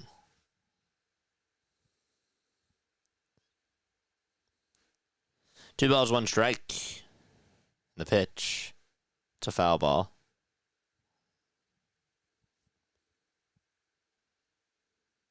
What was up with Alfonso Soriano? He had I missed his years with the Yankees. And then I saw him play with the Cubs. Were injuries a factor with him? 2-2 pitch on the way. This one's popped up over towards shallow center field. Romy Gonzalez calls everybody off and will make the grab.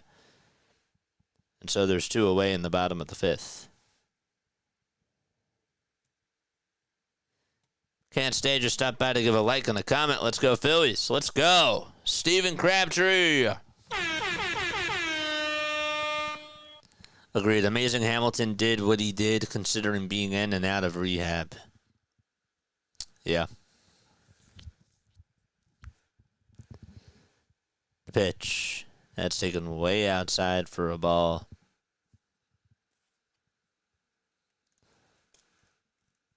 It's been an ugly series for Narvaez.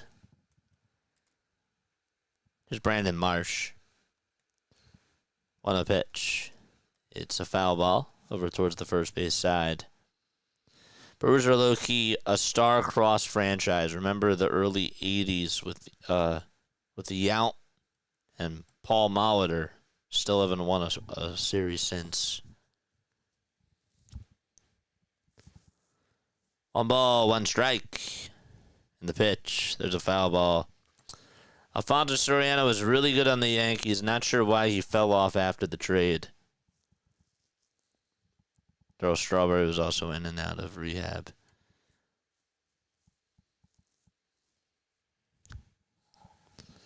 One ball, 2 strikes. And the 1-2 on the way is outside for ball 2. Brewers have been snake bitten, says Juan.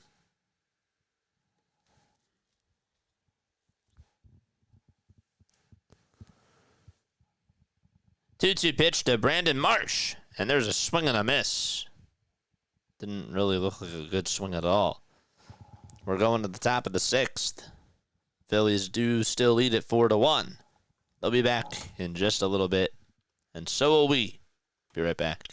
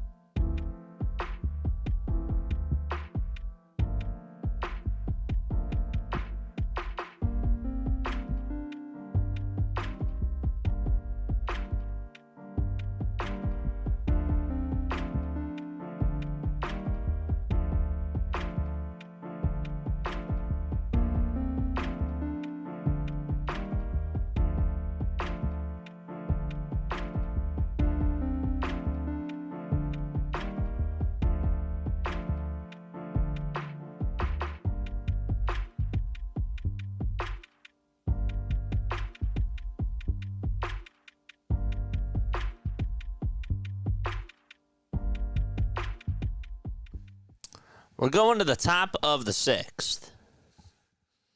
Phillies lead it 4-1.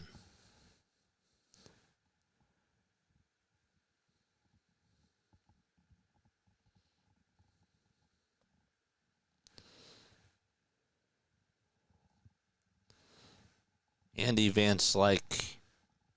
I remember his son Scott Van Slyke played. Another name that just popped on into my head, Scott Pasednik and Juan Pierre. Top of the 6th, Christopher Sanchez out there still pitching.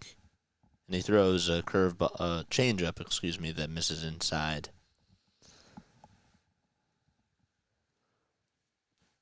One ball, no strikes. Sanchez kicks and delivers.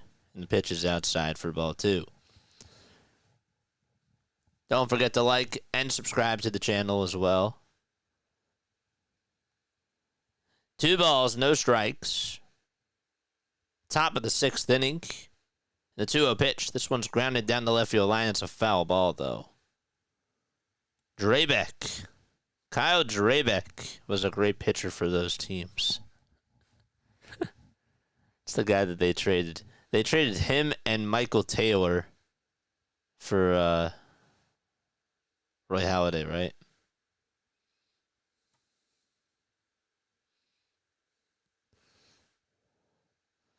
Two, 1. There's a foul ball. Mike, what's up, Mike? My favorite player was and always will be Michael Jack Schmidt. Phillies lead it 4-1. We're in the top of the 6th inning. 2-2 pitch on the way. He's swinging a miss. And another strikeout for Sanchez. He is 7 tonight. Phillies put up 2 runs in each of the first and the 2nd inning. So they have 4 total runs. 2 of them were in the bottom of the 1st. Nick Castellanos had an RBI single. And then Brandon Marsh got on with catcher's interference. And that would allow Harper to score and Casty to go on over to 3rd. The pitch is taken for a strike. That's to Rob Refnider. No balls, 1 strike. Sanchez on the hill. The 0-1 pitch is in there for a called strike. Max Kepler and Kyle Schwarber then hit solo shots in the bottom of the 2nd. And the Phillies would take a 4-0 lead. And Rob Refnider after the Red Sox were retired 9 times. Refnider hit a home run to break the ice. That's the only run that Boston has scored. The 0-2 pitch on the way. Swing and a miss. He struck him out. Give Christopher Sanchez 8 strikeouts on the evening so far. He's just been mowing down these batters, left and right. So there's 2 away. Roman Anthony comes up, and he swings and misses at a slider.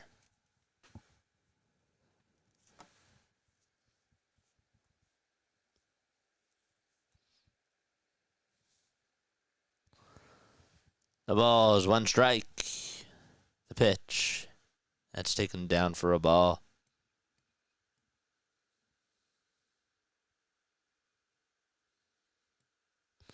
Used to love watching Dale Murphy on TBS. Oof. The 1-1 offering another swing and a miss. That changeup has been absolutely electric tonight.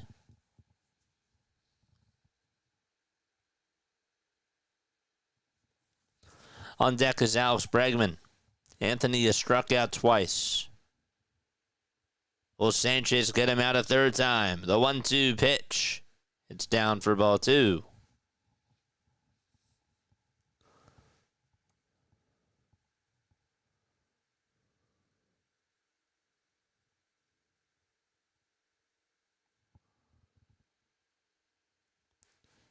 The windup and the pitch. Swing and a miss. Christopher Sanchez strikes out the side and gets a 1-2-3 inning, all on changeups. We are going to the bottom of the 6th. The Phillies do lead it 4-1 against the Boston Red Sox, and we'll be back again.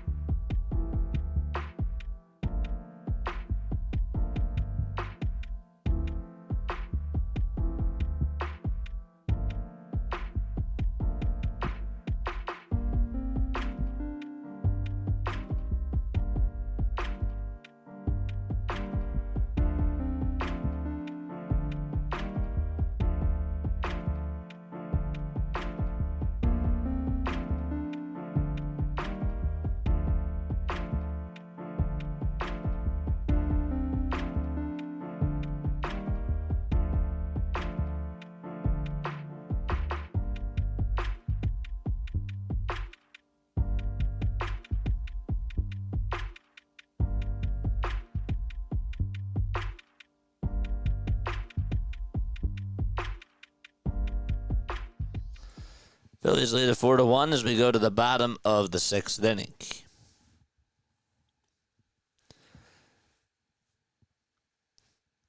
Angels currently lead it now 2-0 against the New York Mets. They're in the bottom of the 5th.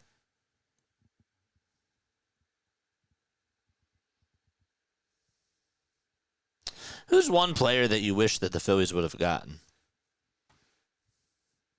Pitch to Otto Kemp, and he gets hit by that pitch. It's thrown by Murphy, got him right on the hand. And he'll be rewarded first base. Chris Murphy, 27 years old, 2.79 ERA.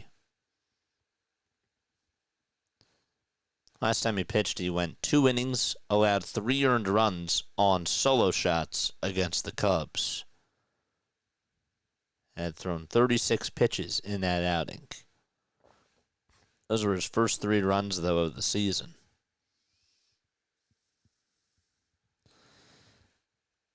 The pitch. And that's taken outside for a ball. That's to Max Kepler.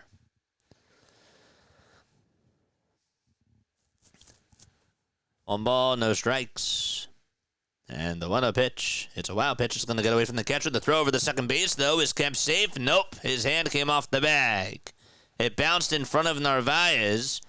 And Otto Kemp thought maybe he could get a good jump over to second. He did not. And it was tagged out by the second baseman, or the shortstop, that is, Trevor Story. His hand just came off the bag, too. Tried to get his right hand in there. And I think he got it at first, but then he tried to keep his hand on the bag and just could not do so. The 2-0. That's inside for ball 3.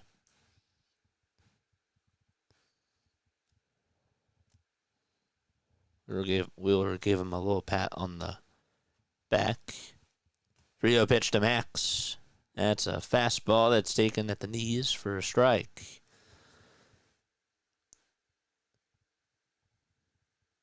I wish the Phillies would get Ohtani.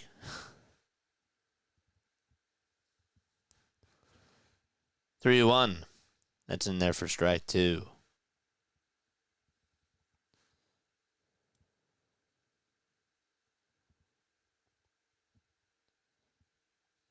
You wish that they would have gotten Ohtani? Or that they get Ohtani? Because Ohtani's not going anywhere. 3-2 pitch. It's outside for ball 4. Max Kepler will walk on over to first.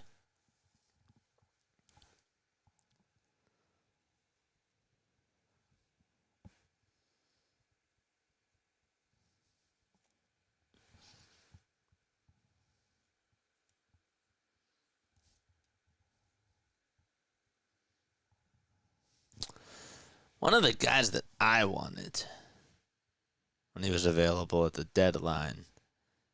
The pitch is outside and low for a ball to Bryson Stott, by the way.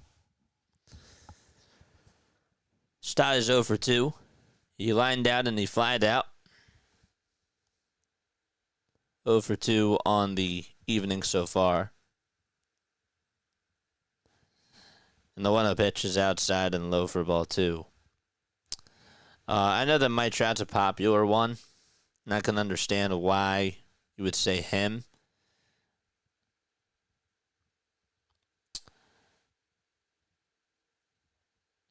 Two balls, no strikes. And the 2-0 pitch is taken for a called strike. That was on the outside corner. Somebody I really wanted the Phillies to get, like years and years ago, as the 2-1 offering is just outside, but it's actually called a strike. Wow. And it's a 2-2 count. I wanted them to get Carlos Beltran before he went to the Cardinals. That would have been such a great slap in the face to the Mets. 2-2 is taken down for ball 3. Throw to second base. Not in time. Max Kepler swipes second. Kept his hand on the bag. And the count is 3-2. Hardcore's looking for another good timing comment. Stott is worthless at the plate. He's gonna get a hit here now. Watch. Kepler just kept his fingers, 2 fingers on the bag, I believe.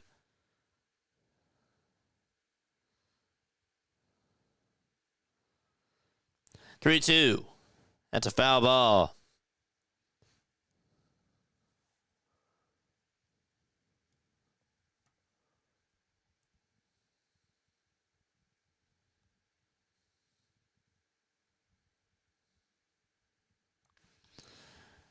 We're in the bottom of the 6th. I know that you have a betting question.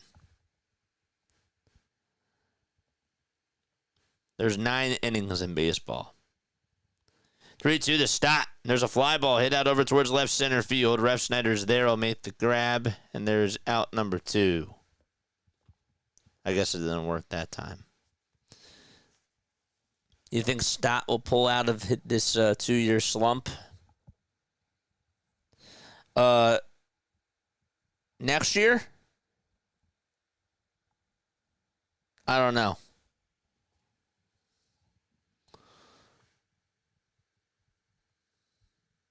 Jesse Barfield. That's a good one.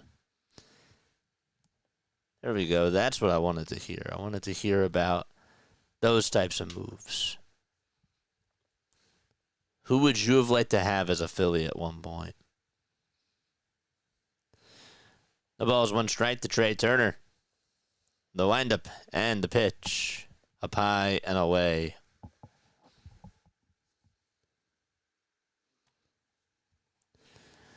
We got the 64-50. Thank you so much. 1-1 pitch. There's a swing and a miss. That's for the 64-50.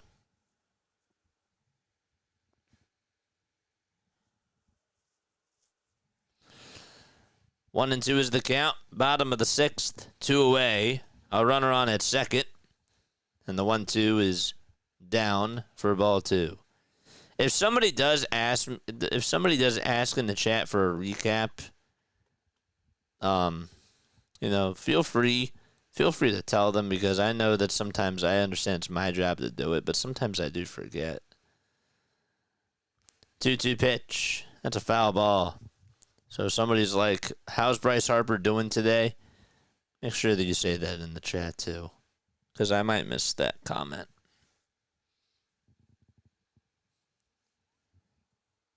If you don't, it's not the end of the world. But it does help me out.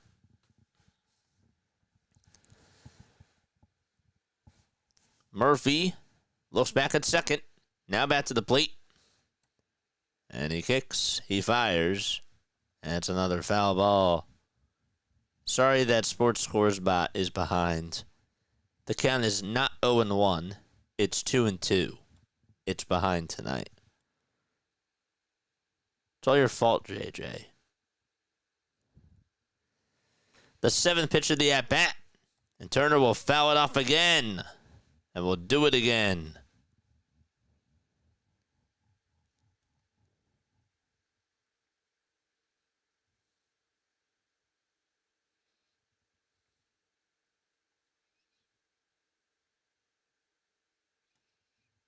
Umpire traded for Bonds. I really wanted him. 2-2 pitch on the way. Swing and a miss. We're going to the top of the 7th inning as Turner strikes out. And he's now 2 for 4 on the evening. All right, top of the 7th. Last break for us. We'll be back. Don't go anywhere.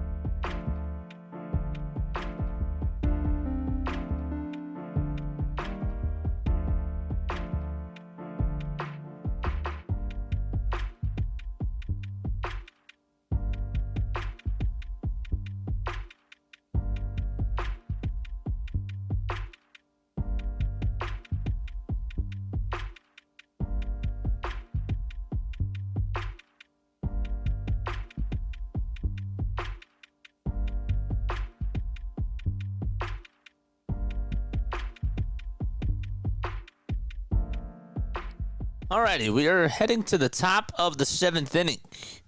Phillies have not scored since the bottom of the 2nd.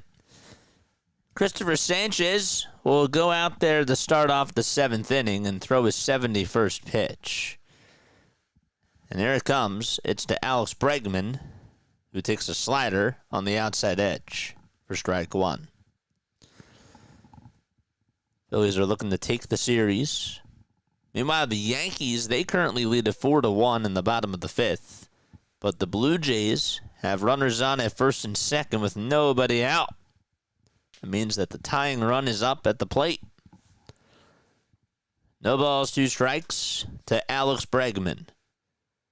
Bo Bichette is up, and he's worked up an 8-pitch at-bat. Here's the 0-2 delivery from Sanchez. It's a bouncing ball, hit over towards Sanchez. He leaps up and throws it on over to first as well after he caught it on a hop and went back to the ground. Then he threw it over to first, and there's one away. Sanchez showing off his athleticism over on the hill. Very good. So one away as Bregman is retired.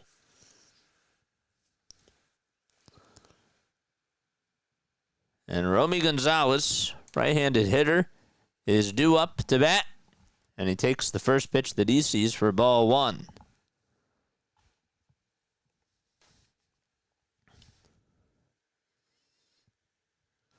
One ball, no strikes. And the pitch. It's outside for ball 2.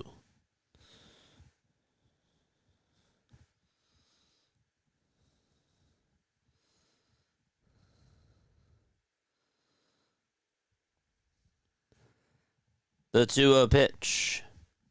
And that is inside for ball 3.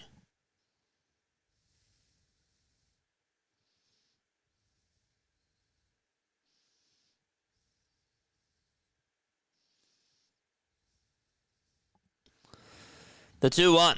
This one's grounded over to second base. Stott has it, throws it on over to first.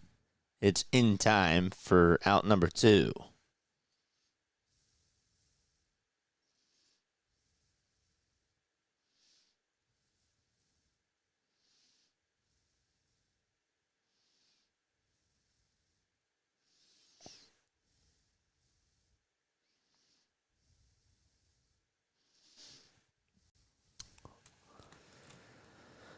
Two away, top of the 7th. The pitch to Trevor Story. And it's a foul ball. Smash that like button, folks. Hosiery says, did you put money on the game? I don't do that. The only time I do it is if it's the All-Star Game, the Home Run Derby, or the World Series. But I'll tell you what. Give me a sec. No balls, 1 strike. And the 0-1 is down for a ball. If you are into sports betting, I do something whenever the Phillies are off, and I do it about once a week. I do this thing called MLB Diamond Zone. What is that? I'll explain. The 1-1 pitch. There's a bouncing ball. It's hit over to shortstop. Turner has it. Fires over to first. And Harper had to leap for it. Couldn't tag the bag in time. And so there's an infield single for Trevor Story. I think that's what they're going to rule it as, even though the throw by Turner was high. Nonetheless, though, Story does get on. MLB Diamond Zone basically is a cast where it's like NFL Red Zone, except it's for Major League Baseball. So if Manny Machado's up with the bases loaded, we go there. And we give you the play-by-play. We might go double squad, though, because Ohtani might be up with the bases loaded. And we go there. So if you're into betting and you want to know how everything is going for your bets, it's a good stream to tune on into. Right, chat? Masataka Yoshida's up, and the pitch is taken for a called strike. Getting back to what ended up happening to Trevor Story. They called that an infield single. Not surprised. The pitch on the way, ground ball, hit over to short. Turner has it this time. Easy play. Throw over to first. And we're going to the bottom of the 7th. Schwarber, Harper, and Castellanos are coming up for Philadelphia. And they'll be back in just a few moments. It is trivia time, baby. Let's go. All right. I'm going to ask you a Phillies trivia question. You got to answer it within 15 seconds. And if you get it right, you'll hear this. If you get it wrong, you'll hear this. All right? You got to answer it within 15 seconds. That's how this works. That is how this works. All right. The question is, which Phillies pitcher has the most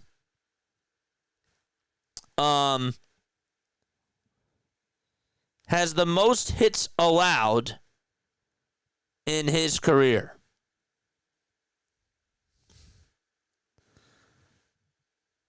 That's a tougher one today. I tried to find something else, but this one's the one that came up. Which Phillies pitcher has the most hits allowed in his career? And the clock starts now.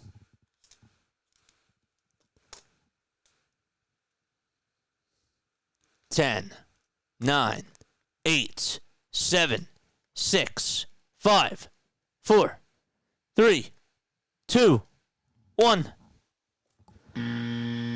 Steve Carlton. Aaron Nola. Cliff Lee. Tug McGraw. It's actually pretty common. Alexander. Moyer. Christensen. Mulholland. Roberts. Ding. You got it. You got it. Larry at the buzzer. I'll count it. Larry got it, and so did Joseph Perone. Nice job. Robin Roberts allowed 3,661 hits in his Phillies career. It's okay. You're fine.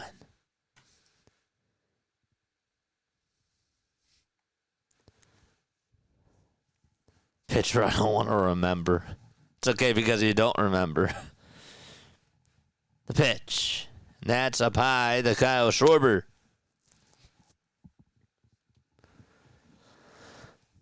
One ball, no strikes.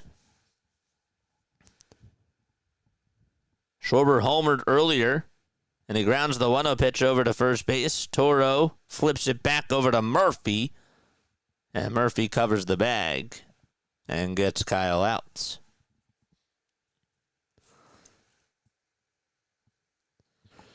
So bottom of the 7th, one away. Bryce Harper is coming up. And Hugieri, if Philadelphia is winning and it's in the 9th inning, there is no bottom of the 9th.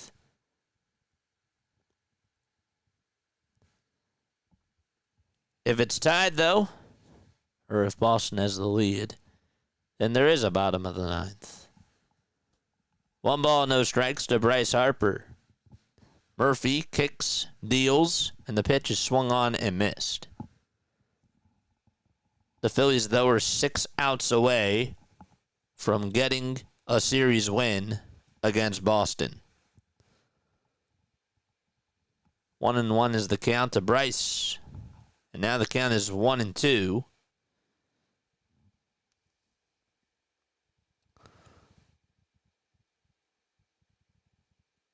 One-two pitch. It's down for ball 2.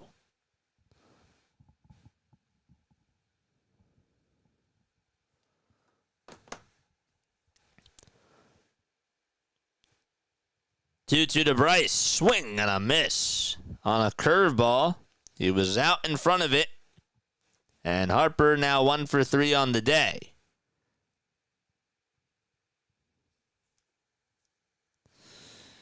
Two up, two down in the bottom of the 7th.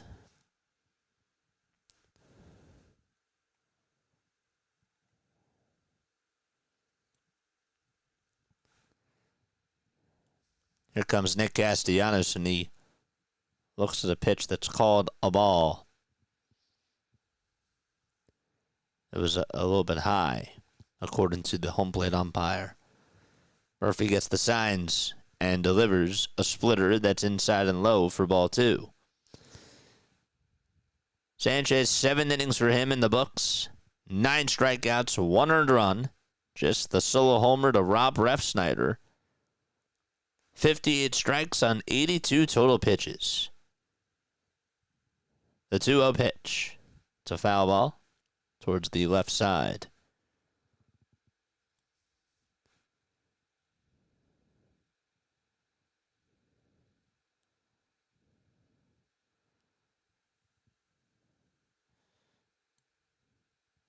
Two balls, 1 strike, and the pitch is inside for ball 3.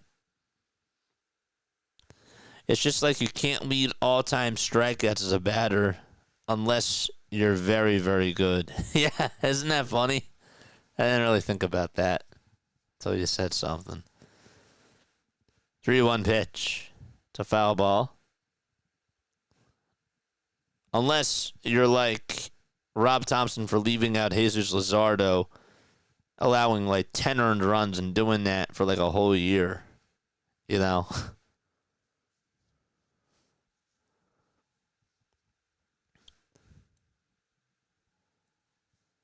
Larry Sanchez. 3-2 pitch to Nick. He'll ground this one over to third base. Bregman has it. Fires across the diamond, and we're going to the 8th inning. Phillies are 6 outs away from getting another dub. Rafaela, Narvaez, and Toro will be coming on up to the plate for Boston when they return. Be right back.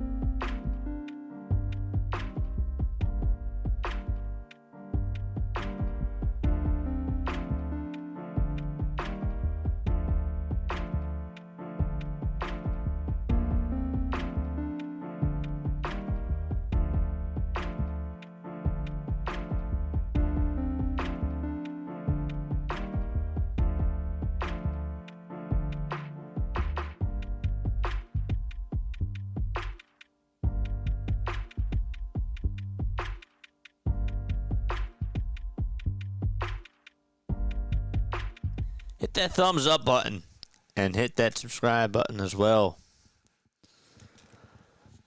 Make sure you turn on those notification bell icons too. Christopher Sanchez is going to go back out there to pitch the top of the 8th inning. So, again, 82 pitches for him. Be nice for him to get a quick inning here and have him go out there for the 9th. How about Rafaela? A 3.09 average in June and July. He's tied for 4th in baseball in extra base hits since June 1st. This was a guy that I thought, might be an interesting name for the Phillies to go after at the deadline. And he's been really cooking. The pitch on the way. Ground ball, sliding stop by Stott. Throw over to first, not in time to get the speedster Rafaela. And he gets on with an infield single. He's quick. Sort of like Yohan Rojas, except he actually hits. And he beat that thing out by a mile. Again, it was a good play, too, by Bryson Stott.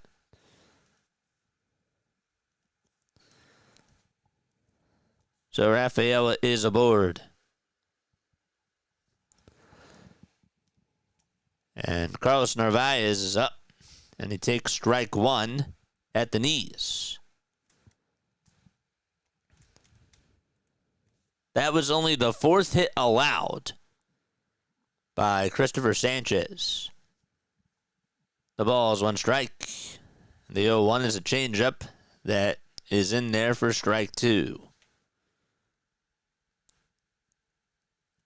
Ceddanne Rafaela over at first base. Got to watch out for his speed. And they will as they throw it back over to first. It's not in time. Rojas can't get out of the box like this guy. This guy is really fast.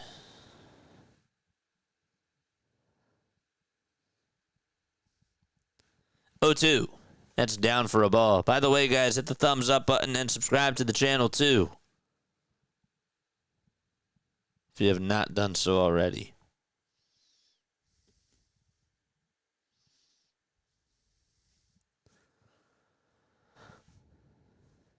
Sanchez.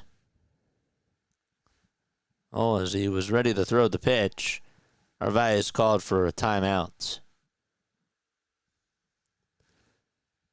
Greg Weissert is warming up in the Red Sox bullpen.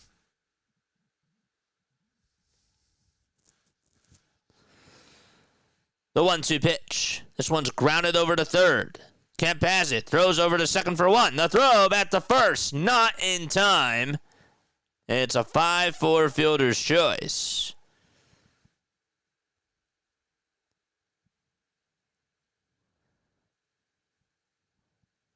Surprised that Narvaez actually got out of the box the way that he did. He just got his left foot on there.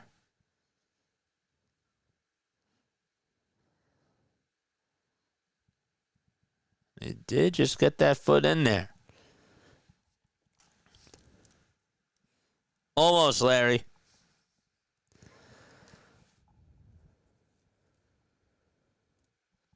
Abraham Toro is going to take a changeup outside.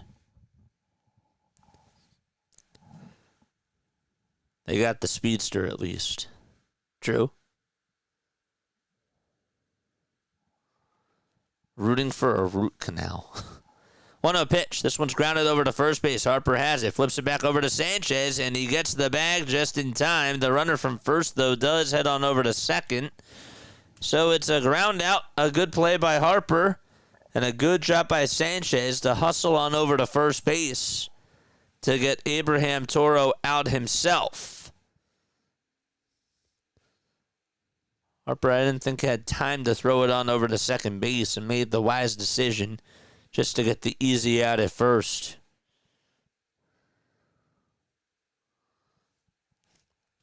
Those plays are definitely not as easy as it looks, because you really have to be on the same page with the first baseman there if you're the pitcher. Orion Kirkering is warming up. 89 pitches for Sanchez. 2 away. A runner on at second.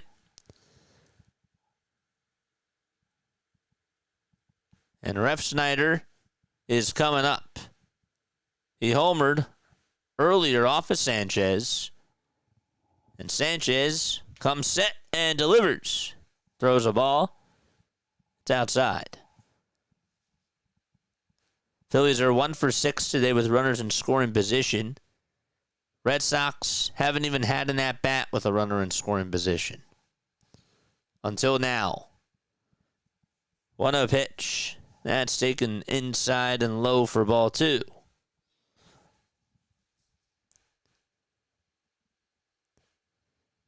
Two balls, no strikes. Sanchez with pitch number 92. It's inside for ball 3.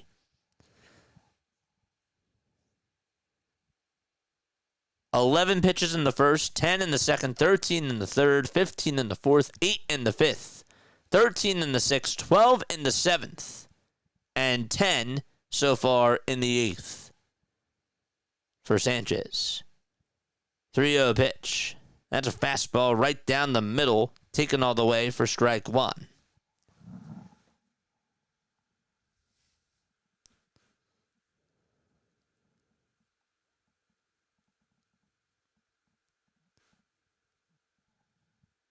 Three-one pitch on the way, and that is taken on the inside corner for strike two. JJ spotted the audio spike. What audio spike?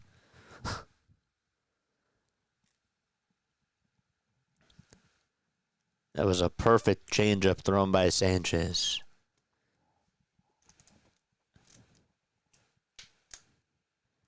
Sanchez with the payoff pitch. It's chopped foul towards the left side.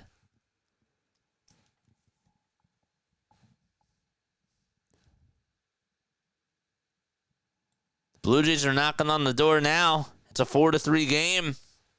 And the tying runs at second for them in the bottom of the sixth against the Yankees.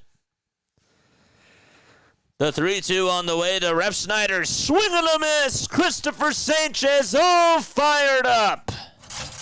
10 strikeouts tonight. And that's the 6th time that Sanchez has done that in his career.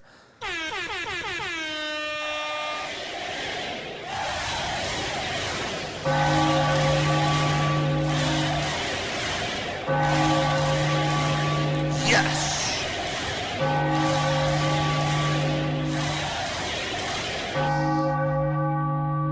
Yes.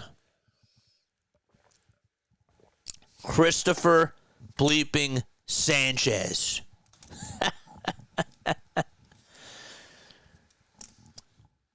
Cut that call.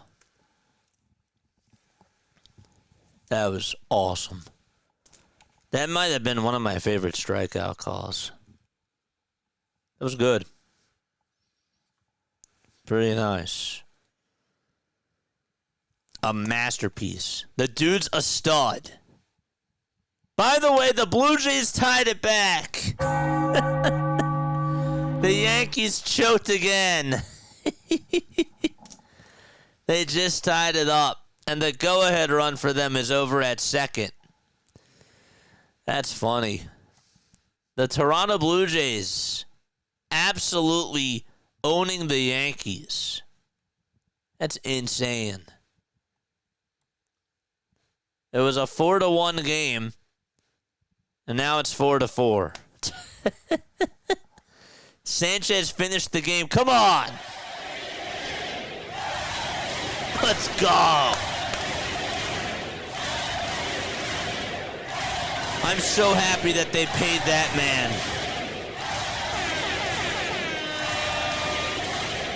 They didn't do it for Ranger, and they said, we're not going to screw up on this guy. They absolutely fleeced the Tampa Bay Rays in that deal. That, I think, was the trade of the last 15 years. That's the best trade that the Phillies have made in the last 15 years when it comes to just fleecing a team. And they did that. How many pitches? 95. I believe it's 95. Bottom of the eighth, and JT is up. He'll be facing Weiser. And 96 for Sanchez. The pitch. And that's inside for a ball. No, he's not going to send him. He's at 96. 1-0 pitch on the way to JT, and he drills it foul.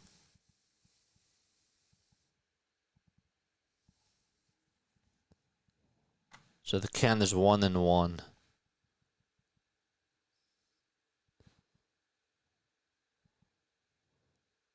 Braves are down 5-0 to the Giants. 1-1 pitch. It's It's a foul ball over towards the right side, and now to play it goes.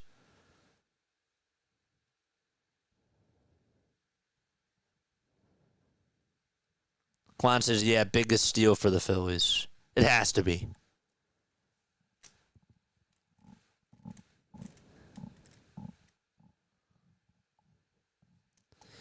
One ball, two strikes.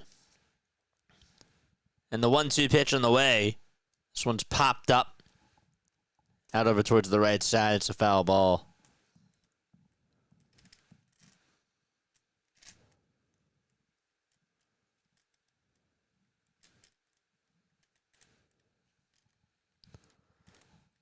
JT is 0 for 3 tonight.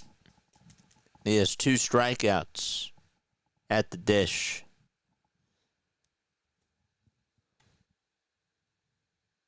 The 1-2. It's a foul ball.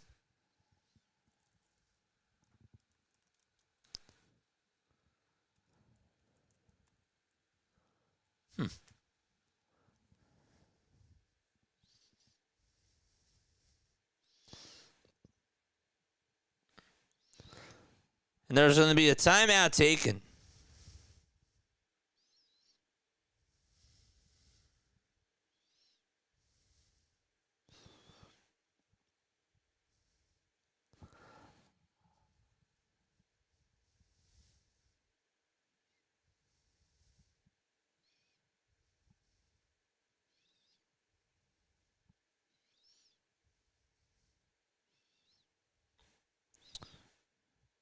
All right, here you go.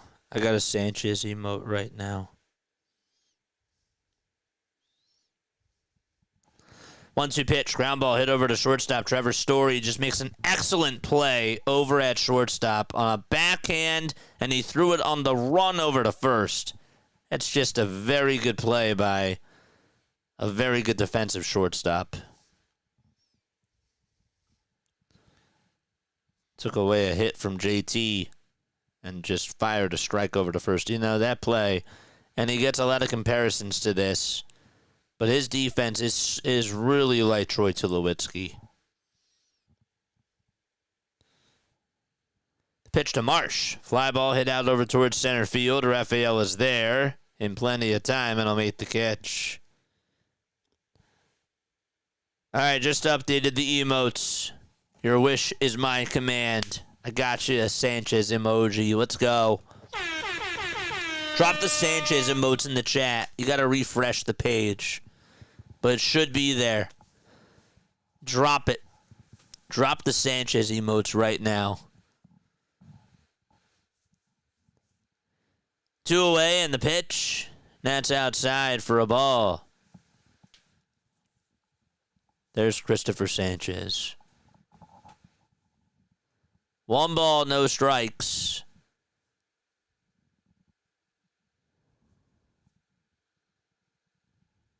And the 1-0 pitch is down and in for ball 2.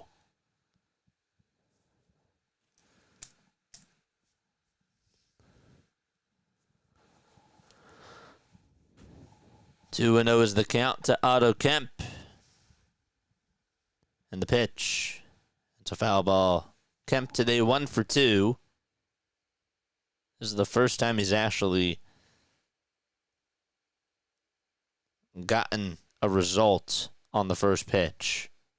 Swung at the first pitch in his first at-bat, lined out to right. Then he had a single on the first pitch his last time up. And now the count is 3-1. He just took a slider down and in. That's in his third at-bat. Greg Weissert, 30 years old from Bayshore, New York, comes set and throws the 3-1, and it's lined foul towards that tarp.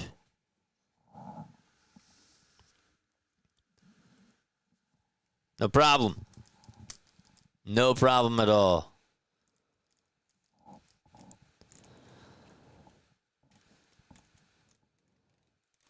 You guys want to stay on to see if the Mets lose?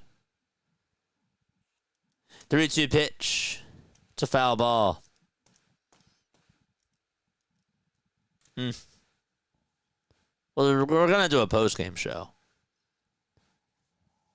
But if the post-game show is done and the Mets are losing, we'll go to that game. 3-2 pitch. There's a ground ball. It's hit over to second base.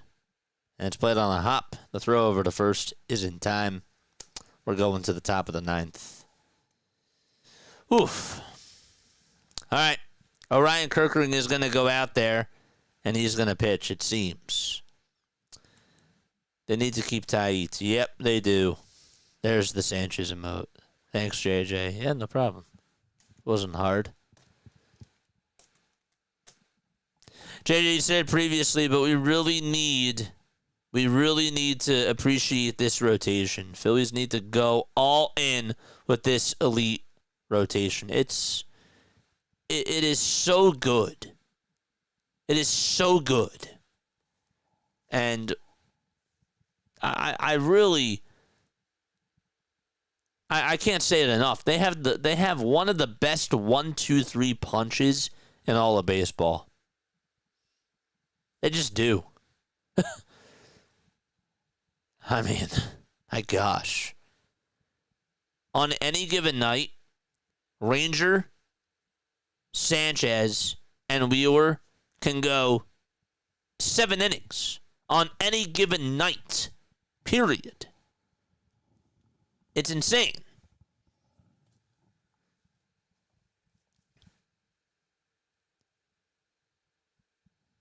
It's wild. We'll have a post-game show after this. And then maybe, if the post-game show's done, we'll go on over to the Mets game and see how that game finishes out. But yeah, nice stuff. Hopefully the ump doesn't screw us. I'm with you, Quan. I don't know. Like, the Tigers have a very good rotation. I don't know if they're better than Detroit. Houston's rotation's very strong. I'll take this 1-2-3 punch, though, over the Dodgers 1-2-3 punch. I really will.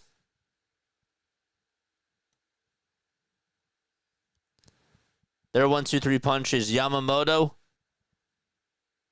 Glasnow, and who? Snell? Sanchez is going to go out there to finish out the top of the ninth. How about this? It looked like Orion was going to come on in. They saw him warming up, but Sanchez will go out there for the ninth. The pitch on the way, and that's taken for a called strike. Let's see if he finishes the game. Roman Anthony is up at the plate, and the first pitch was taken for a strike. 0-1 pitch is inside for a ball. How about this? Drop the Sanchez emotes right now. Drop them. 1-1 pitch on the way. It's inside for ball 2.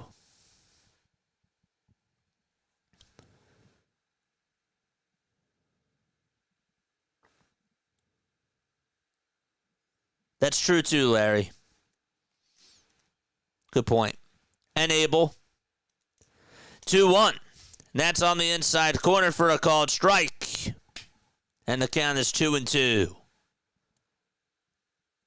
I need to see some more Christopher Sanchez emojis. There we go. He's at 100 pitches. Can he get strikeout number 11? 2 balls, 2 strikes, the 2-2 on the way. There it is! Strikeout number 11, right on cue. Nice. That is another strikeout for Christopher Sanchez. Unbelievable. 8 1/3, 4 hits, 1 earned run, no walks, 11 strikeouts. A masterpiece. Just watching him getting fired up, too, just gives you the chills. First pitch, and that's in there for a strike to Alex Bregman. No balls, 1 strike. And the 0-1. Line drive cut over at third by Sosa. Edmundo Sosa just came on in as a defensive replacement, and he makes an excellent play at third. Hit sharply right at him. He said, "Yep, I got it." And he smiled.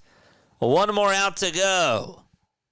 Sanchez looking to try to get the complete game here. 103 pitches. Romy Gonzalez is the next man up. First pitch to Romy. It's a fastball at the knees, and it's taken for strike one. That was at 97. 103 pitches, and he's still throwing 97. Everybody in the crowd can feel it. 0-1 pitch, swing and a miss. Went to the changeup. It worked. And that was at the knees. Phillies are one strike away from winning the series against the Red Sox. Mark Zumoff in attendance. 0-2 on the way. Swing and a miss. Good morning, good afternoon, and good night to the Boston Red Sox. A masterpiece by Sanchez. 12 strikeouts in his third career complete game. Ring the bell. The Philadelphia Phillies win.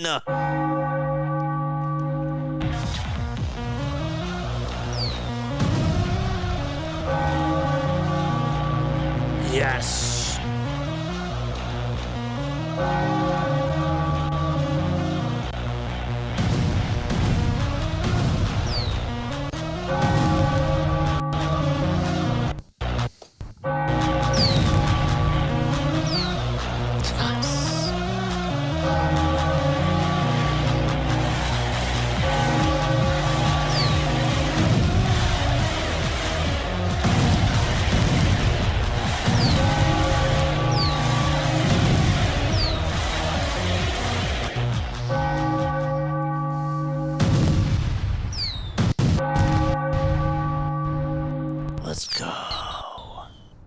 Let's go.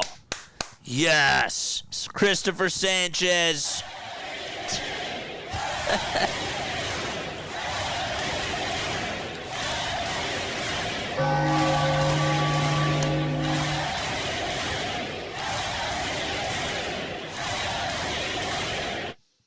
Wow.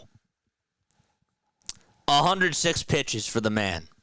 75 strikes. And this guy threw a complete game and struck out 12 batters. Didn't allow a walk. Should have been an all-star. Should have been an all-star. But I'm happy that he's a part of the Phillies, man. I'm telling you, my favorite moment of the game was when he struck out the last batter in that 8th inning. And he was just fired up, and he threw a fist pump in the air. I'm telling you, his energy is so contagious. It is. We know that he has this. We know that him and Scubell have the best changeups in baseball. The way that he throws it, though, I've never seen anything like it. It's so good. Every time it comes out of his hand, you just don't know where it's going to end up. And he gets the bucket on him just like that. Yeah. That was fun. I've said it a lot of times, and Quan reminded me of it. We're taking the starting rotation for granted. And this guy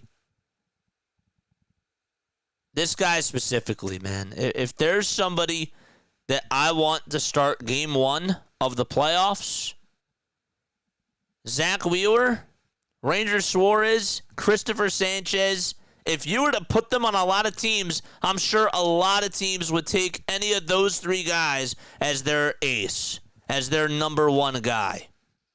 Really. That's where we are. That's where we are. And it's just wild to me.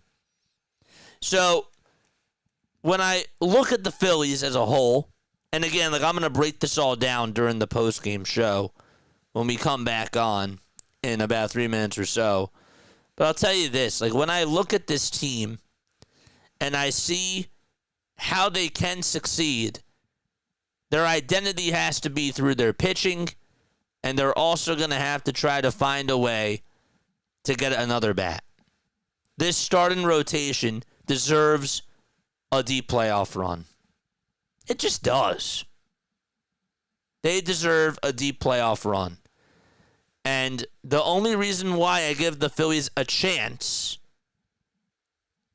to go far is because of those three aces that they have. That's the only reason why, that they have a shot. But the offense is going to have to give you runs, and you're going to have to find a way to get them some extra support. You didn't even have to go to the bullpen tonight. And I'll tell you, if I were to put a runner-up for MVP too, I'm going to tell you, Rob did not get in the way tonight. Rob also put Edmundo Sosa in over at third base. And in that ninth inning, it worked. Does Otto Kemp catch that? I don't think so. So, I still want Sosa to play every day.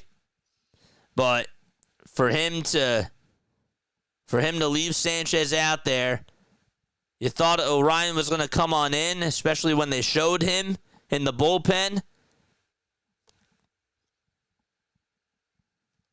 Can't believe that he stuck with Sanchez, and he did. All right, we'll break it all down. We'll be back in just a little bit. Don't go anywhere. All right, I will see you all in 3 minutes, and we'll talk more about this game. And you guys can call into the show 610-314-0844. Great win. Really nice win by the Phillies overall. Be right back.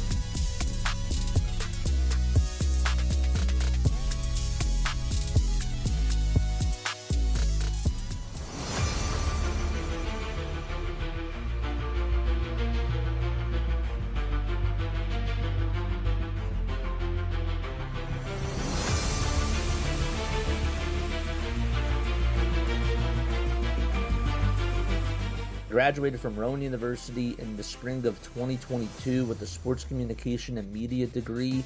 I got to actually call minor league baseball and G League basketball games while I was in school. And then I graduated, and as soon as I graduated, I went to NFL Films in Mount Laurel, New Jersey. And as much as I loved that experience, I miss putting on the headsets. I decided, you know what, talk is cheap.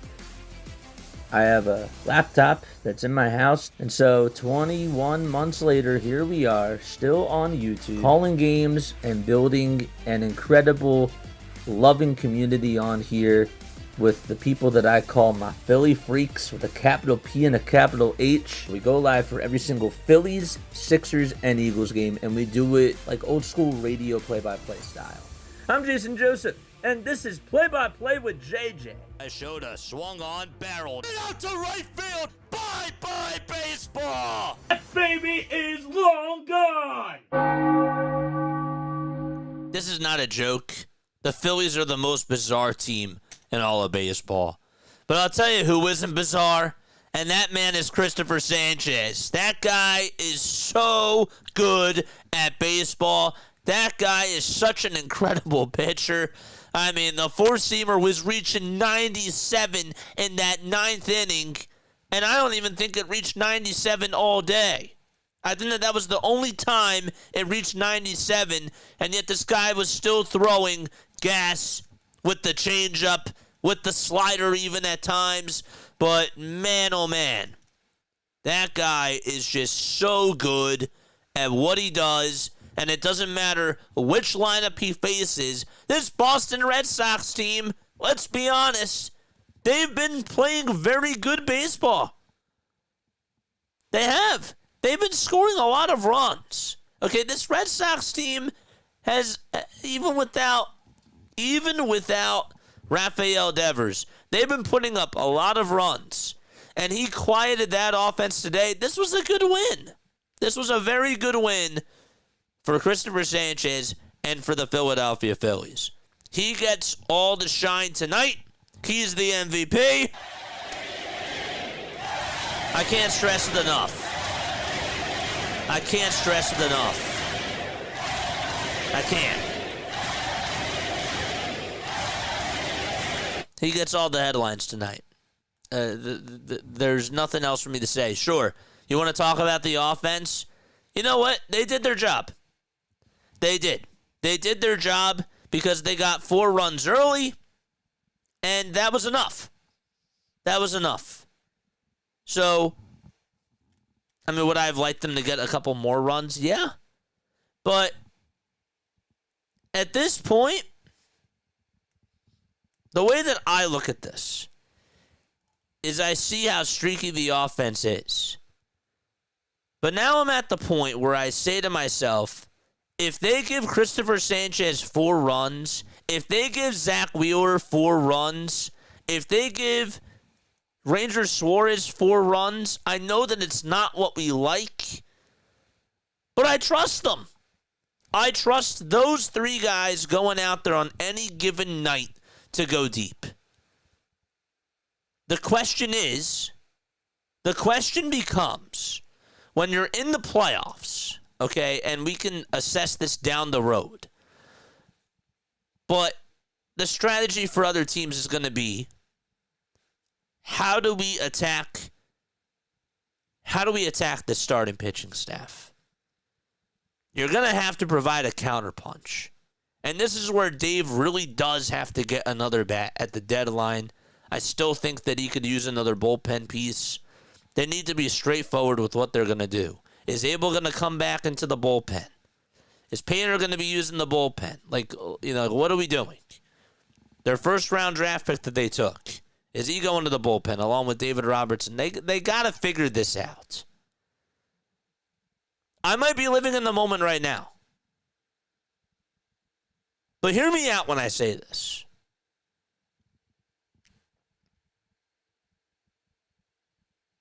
You got to change. Like, you have to understand what these pitchers are doing for you now is so special. It is so special. You're going to get Aaron Nola back too. we can have that conversation another day and try to figure out what his role is going to be. But you do have, what you have are three stellar pitchers. And in any playoff series, they can win you a game. They can. They can win you any game.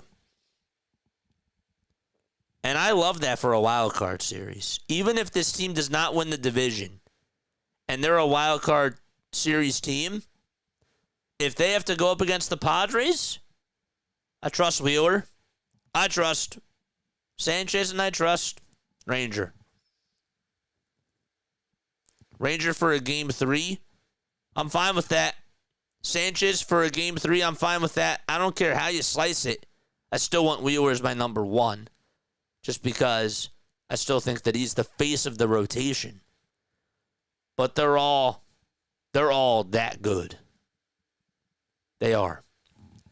So, my biggest takeaway tonight was that Christopher Sanchez just continues to fly under everybody's radar and is just the most underrated pitcher for some reason in all of baseball. But he's not underrated to us. We know how special he is. We know that this guy is one of the best pitchers in the game.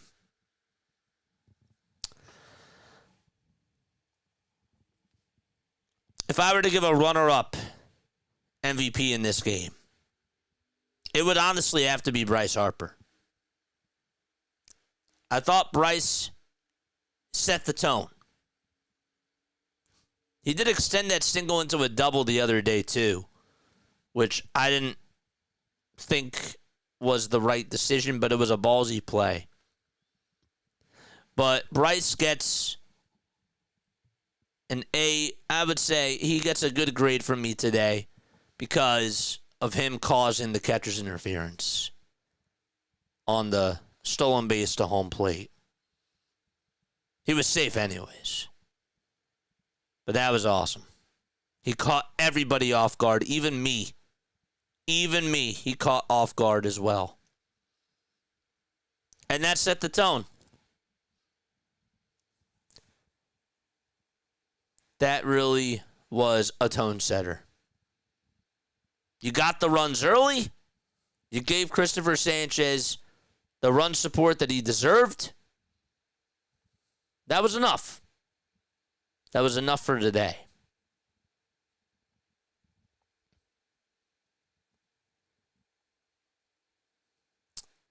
Want to go back to that first inning. Turner singled.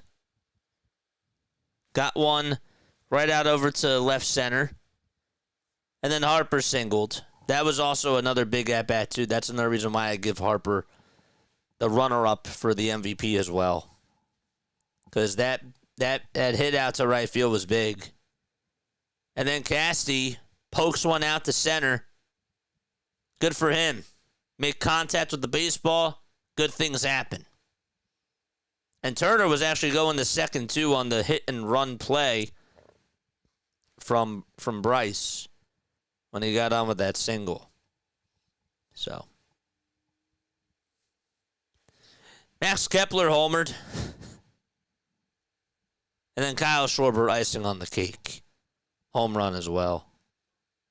Should they have gotten more runs off of Fitz? Yeah, they should have. But they did just enough. This offense is not overwhelmingly great. And I really want them to get Byron Buxton at the deadline and go after a center fielder because they're going to need that in the playoffs. They are. The one thing that I realize is that it's nice to have a good bullpen arm, but if you get another bat, that also kind of releases a little bit of the tension for the bullpen. Not saying that it's not a need of necessity, because it is. But even if they were to get a Byron Buxton, and I've heard the report saying that the Twins are not taking that deal, Twins don't want to shop him. I don't really believe it. But if they were to get another bat and put Buxton in the lineup with Harper and with Schwarber, that does allow you to get more runs, and that does give you more protection.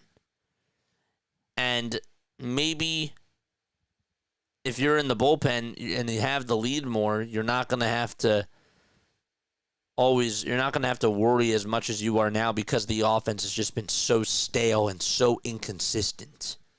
When the offense is clicking, everybody's happy in the bullpen. When the offense isn't clicking, the bullpen is not good enough, but it also puts added pressure on them. So even if, what I'm trying to say is that even if they fix one side of the issue with the offense, which I think is more of a need of necessity now than the bullpen is. I know that this changes every damn day. I know. But I think that that could also be a plus for the bullpen, if that makes sense. I do. You got to keep winning these games. You have the Yankees after tomorrow. It's a big series against that team. They look like they're about to blow it against the Blue Jays again. And then after the Yankee series, if I'm not mistaken, they play the White Sox. And then it's the Tigers. You have all these interleague series. Like the next time that you play a National League team is on August 11th. It's wild. So, yeah. Good win. I will take this.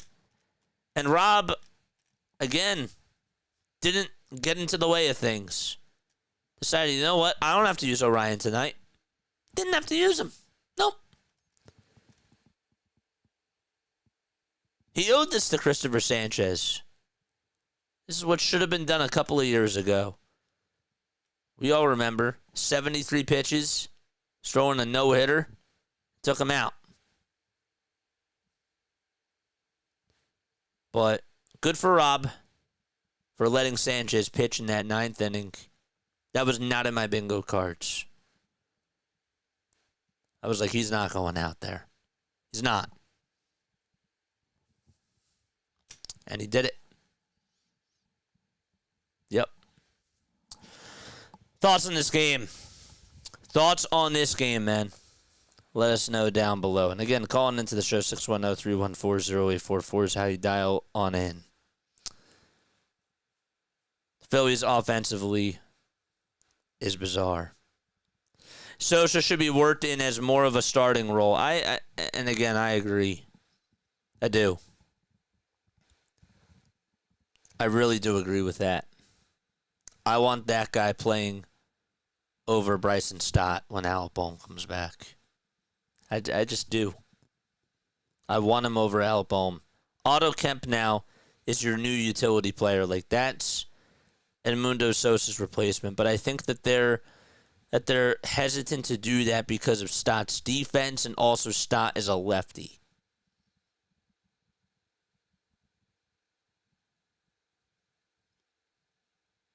I would love to see them trade Bryson Stott in a deal to go get an Emmanuel Clase or whoever the closer is. I really wouldn't mind that.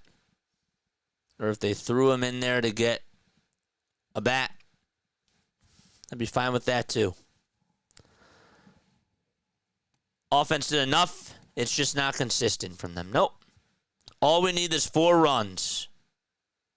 All we need is 4 runs. Captain Eagle Otto said it. All we need is 4 runs for Wheeler, Ranger, and Sanchez. That's it. That's it. That's all we need.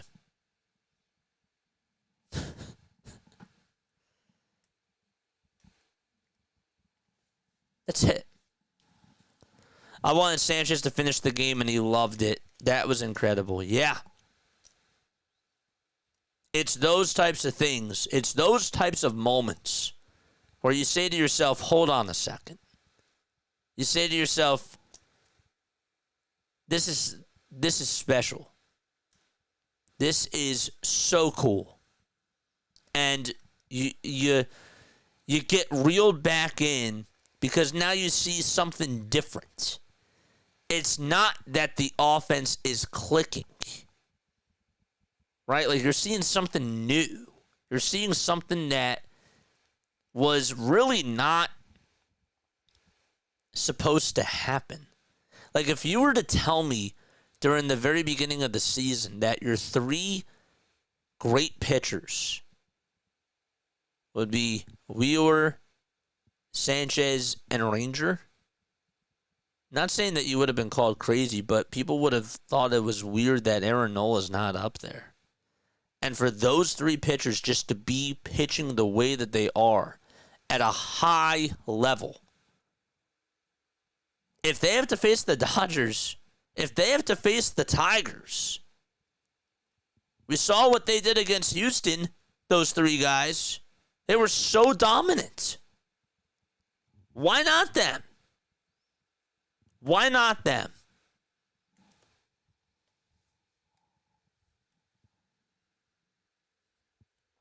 I almost called it 4-2. What did I say? 6-2. You were so close. Glad they didn't get that second run. Pitching is paramount, says Ariel. Wheeler has been a monster in the playoffs. Even Sanchez would defer to him. I don't care who is your number 2 or number 3. I like them both. I love all three. Wheeler's first in strikeouts. Now Sanchez is 6th. And surprisingly, Luzardo is 8th.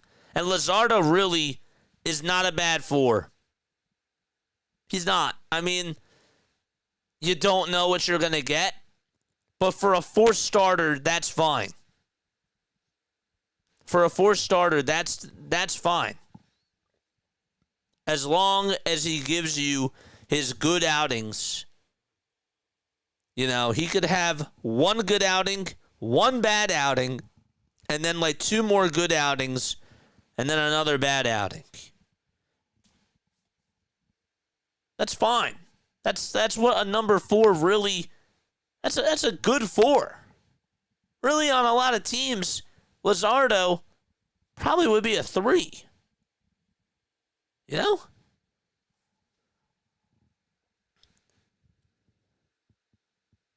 I don't think he's underrated.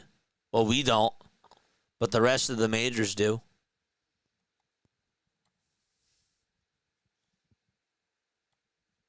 When do you think Dombrowski makes a move? Don't know. I think it's really just going to be on deadline day.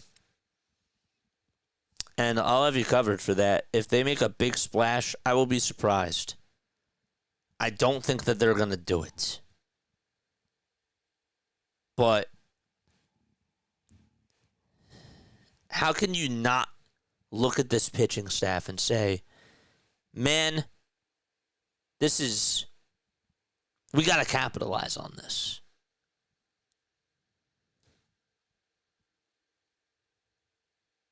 If we're not building around Kyle or Bryce, let's build around these 3 guys.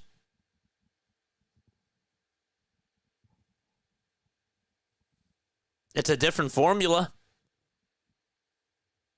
But I think that I think that they have a better shot of looking at it that way. You know what I'm saying? I hope that makes sense. Don't look at your top 3 players as Schwarber, Harper, and Turner. Look at your top 3 as Wheeler, Suarez, and Sanchez, whether that's right or wrong. That's who you have to build around. If Harper comes through, great. If Schwarber comes through, which he does, and I love Kyle Schwarber, great. If Trey gets hot, great. But those are your 3 guys that you need to look at and say, These are our 3 best guys right now. Strikeouts 12. 106 pitches for Sanchez. 12 strikeouts. No walks. 4 hits.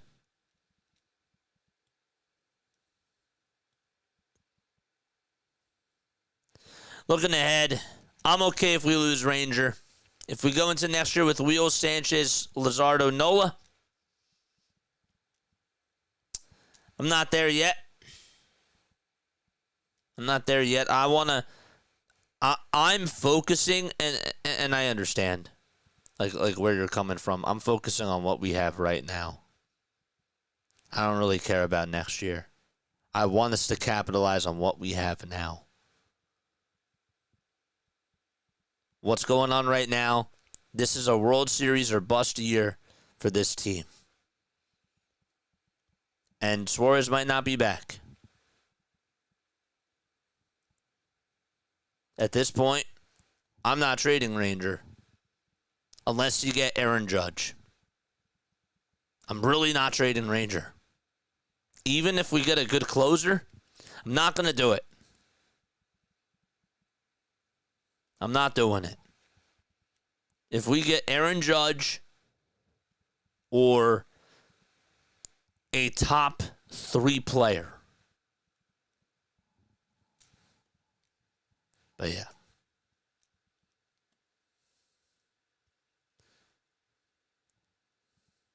It's insane. All right. Anybody else have anything that they want to say? Sanchez makes me feel better about this Phillies window. He's just hitting his prime. You need a new hitting coach? Yeah, like all those things are valid. All those things are valid. Like all that stuff is true. But again, like the way that they need to look at this now, they need to say our best 3 players on this team are our pitchers. That's how they have to look at this now. It's a different angle. It's a different way to look at this. So, I don't know. That's how I think, though. This bullpen looks a lot better if we score more runs. Yes. I just said that. I said that if you get a Byron Buxton, that puts less pressure off your pressure off your bullpen. It does. It's a morale booster. It is. Phillies need to look at this team like the San Francisco Giants in the 2010s. Yeah. It's a different, again, it's a different recipe. Doesn't mean doesn't mean it's not going to work. If they look at this and they say to themselves, Bryce, Kyle, and Turner are our best players, it's flawed. We're going to take a phone call. What's going on? You're on Play-by-Play with JJ. How you feeling after Christopher Sanchez's masterpiece? JJ, John from Richmond, Virginia. John, what a game. What a game. What a game. I'll tell you, he pitched his heart out. He Only did. giving up 4 hits, no walks. And we got 4 runs. We'll save extra runs for the next series against the Yankees. That's right. That's right. That would be great. Mm-hmm. I have to tell you, I mean, everybody's going to talk about Christopher Sanchez, and rightfully so. But how nice is it when you don't even have to go to your bullpen? I love it. I love it too. I love it too. I missed the first couple innings, and you brought me up to date on how we scored. So that was good. Like I'm saying, save some more runs for the Yankee series. Yes. And they got to get the sweep tomorrow. They do. They got to sweep the Red Sox tomorrow, for sure. Yes, that would be good. Great phone call, John. I appreciate you. I'll see you on tomorrow, okay? Hey, you got it. Have a good night. You too. You too, man. Shout out to you. Shout out to John. Great phone call. Again, if you guys want to call on in, 610-314-0844. Just sticking to the point there. Love it. All right. We'll wait, and we'll see what happens in the top of the ninth for the Mets-Angels game. But let me see if I missed any other comments really quickly. Anything else that anybody wants to say about Christopher Sanchez and the Phillies? Here we go. Jackson, what's up, Jackson? JJ, Phillies must take the series at home tomorrow. I agree. They got to take the series tomorrow against the Sox. They got to sweep them. Then take 2 or 3 against the Yankees in that series because the Yankees are struggling. Because they are struggling. Yes, they are. You need to spank the Yankees and then just continue to dominate against these interleague games. I'd be very happy if they take 2 out of 3 against the Yankees and if they sweep Boston tomorrow. That's great. That's really good. You gotta gain ground against the Mets. You do. You gotta do it. I'll tell you, offensively, Bryce Harper is coming around. He's doing a lot better. He's doing a lot better. He is. He's giving you a lot more production now at the plate, and he's making an impact. Not just with his defense, but now with his base running as well. I thought that him coming to home plate today, again, was a tone setter after he singled out to right. And then Casty poked that pitch out to center.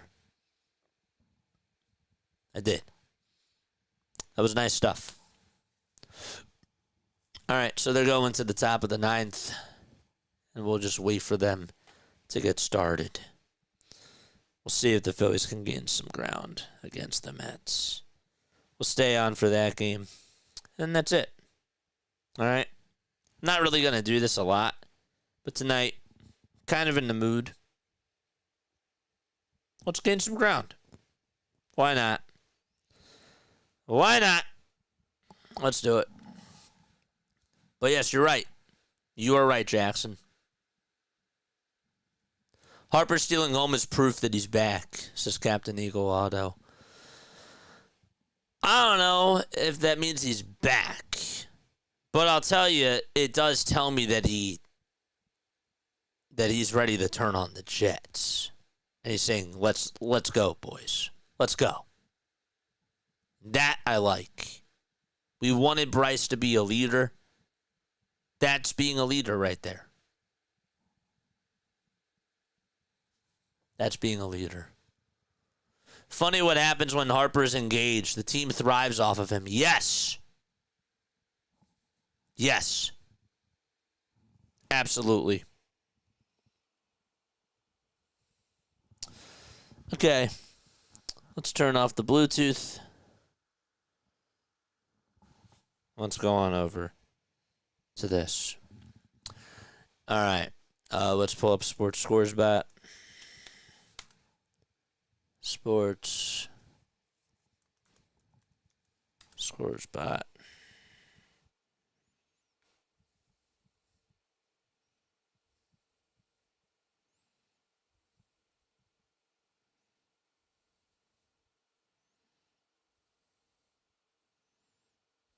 Not now. What's going on?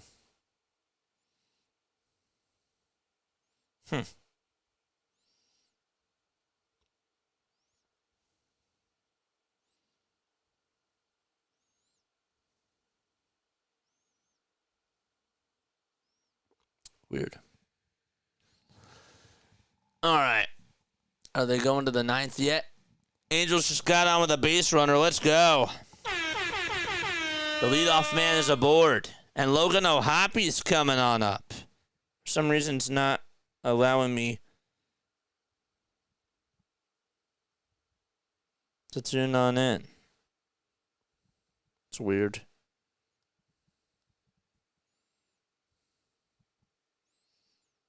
blacked out for me. The Mets game. All right, so Luis Rengifo is going to come on up. Let's see if I can get the iPad up and running.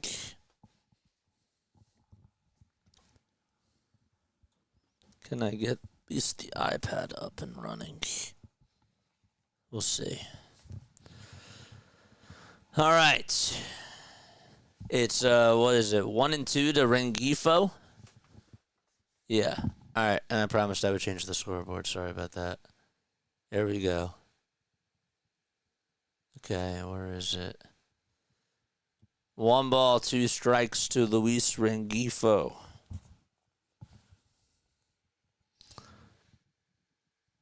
The 1-2 pitch he just struck out. Darn it.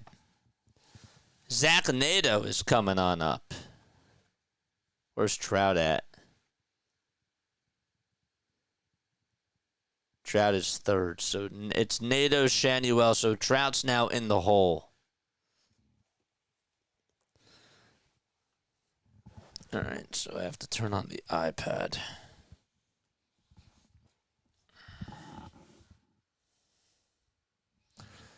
First pitch, it's taken for a strike.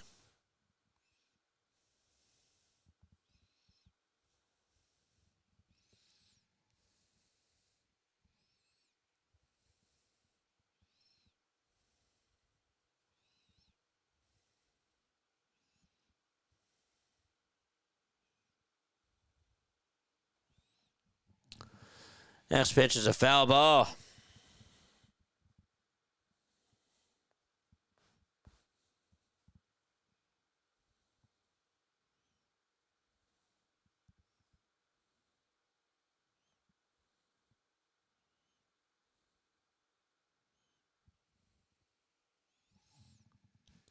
The ball's 2 strikes to Zach Nato.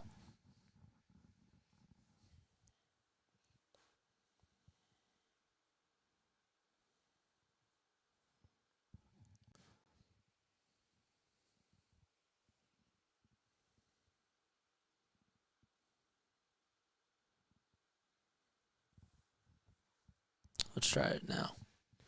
Next pitch, and he gets out. So now it's up to Nolan Shanuel. I don't even know if I'm going to make it.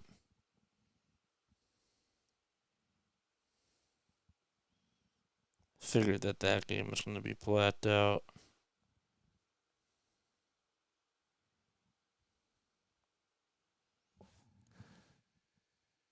Shanuel hits a line drive out to right. That's a base hit. And so there's 2 runners on in the top of the 9th for the Angels. There we go. Let's go, Angels. Base hit ties the game up. Let's go. Don't forget to like and don't forget to subscribe as well.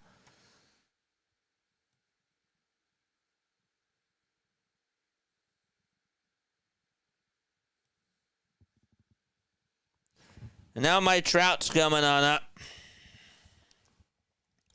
All right, it works. I'm not blacked out anymore. Great.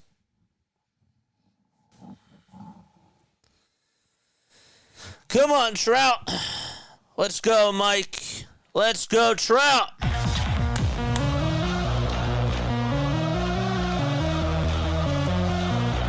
Let's go, Trout. Chop, chop, baby.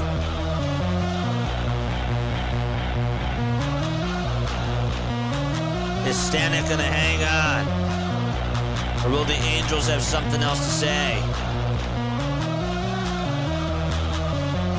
First pitch is in there for a called strike.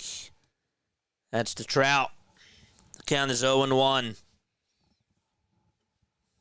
Just got it in time.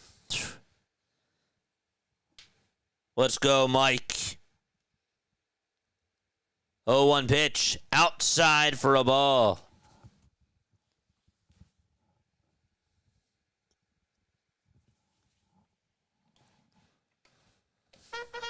Let's go.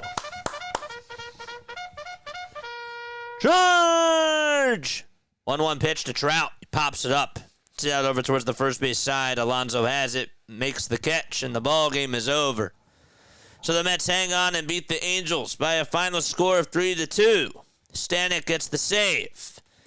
And the Mets still remain a half game behind Philadelphia. But the ball game is over, and that is how the cookie crumbles. All right. Well, I'm done. But I hope that you guys have a great rest of your night. And I will catch you all on the next one tomorrow. Tomorrow the Phillies play at 7:05. It's not a 6:45 start time. It is a 7:05 start time. They really call it a 7 o'clock start time. I actually think it's going to be 7:10 because the game is on ESPN. It's an ESPN game, and it'll be Luzardo going up against Giolito. So, all right, love you all. See you all tomorrow, and then we got Diamond Zone on Thursday. And we will not, I don't think we're going to be live. We're not going to be live for the first game. The first game is at 1:10. So we'll just be on at 6:40, and then we'll go all the way till the end of the night. We got 4 games that night. So I'll see you all then. Lila Tov, good night. And, catch you all tomorrow. Bye.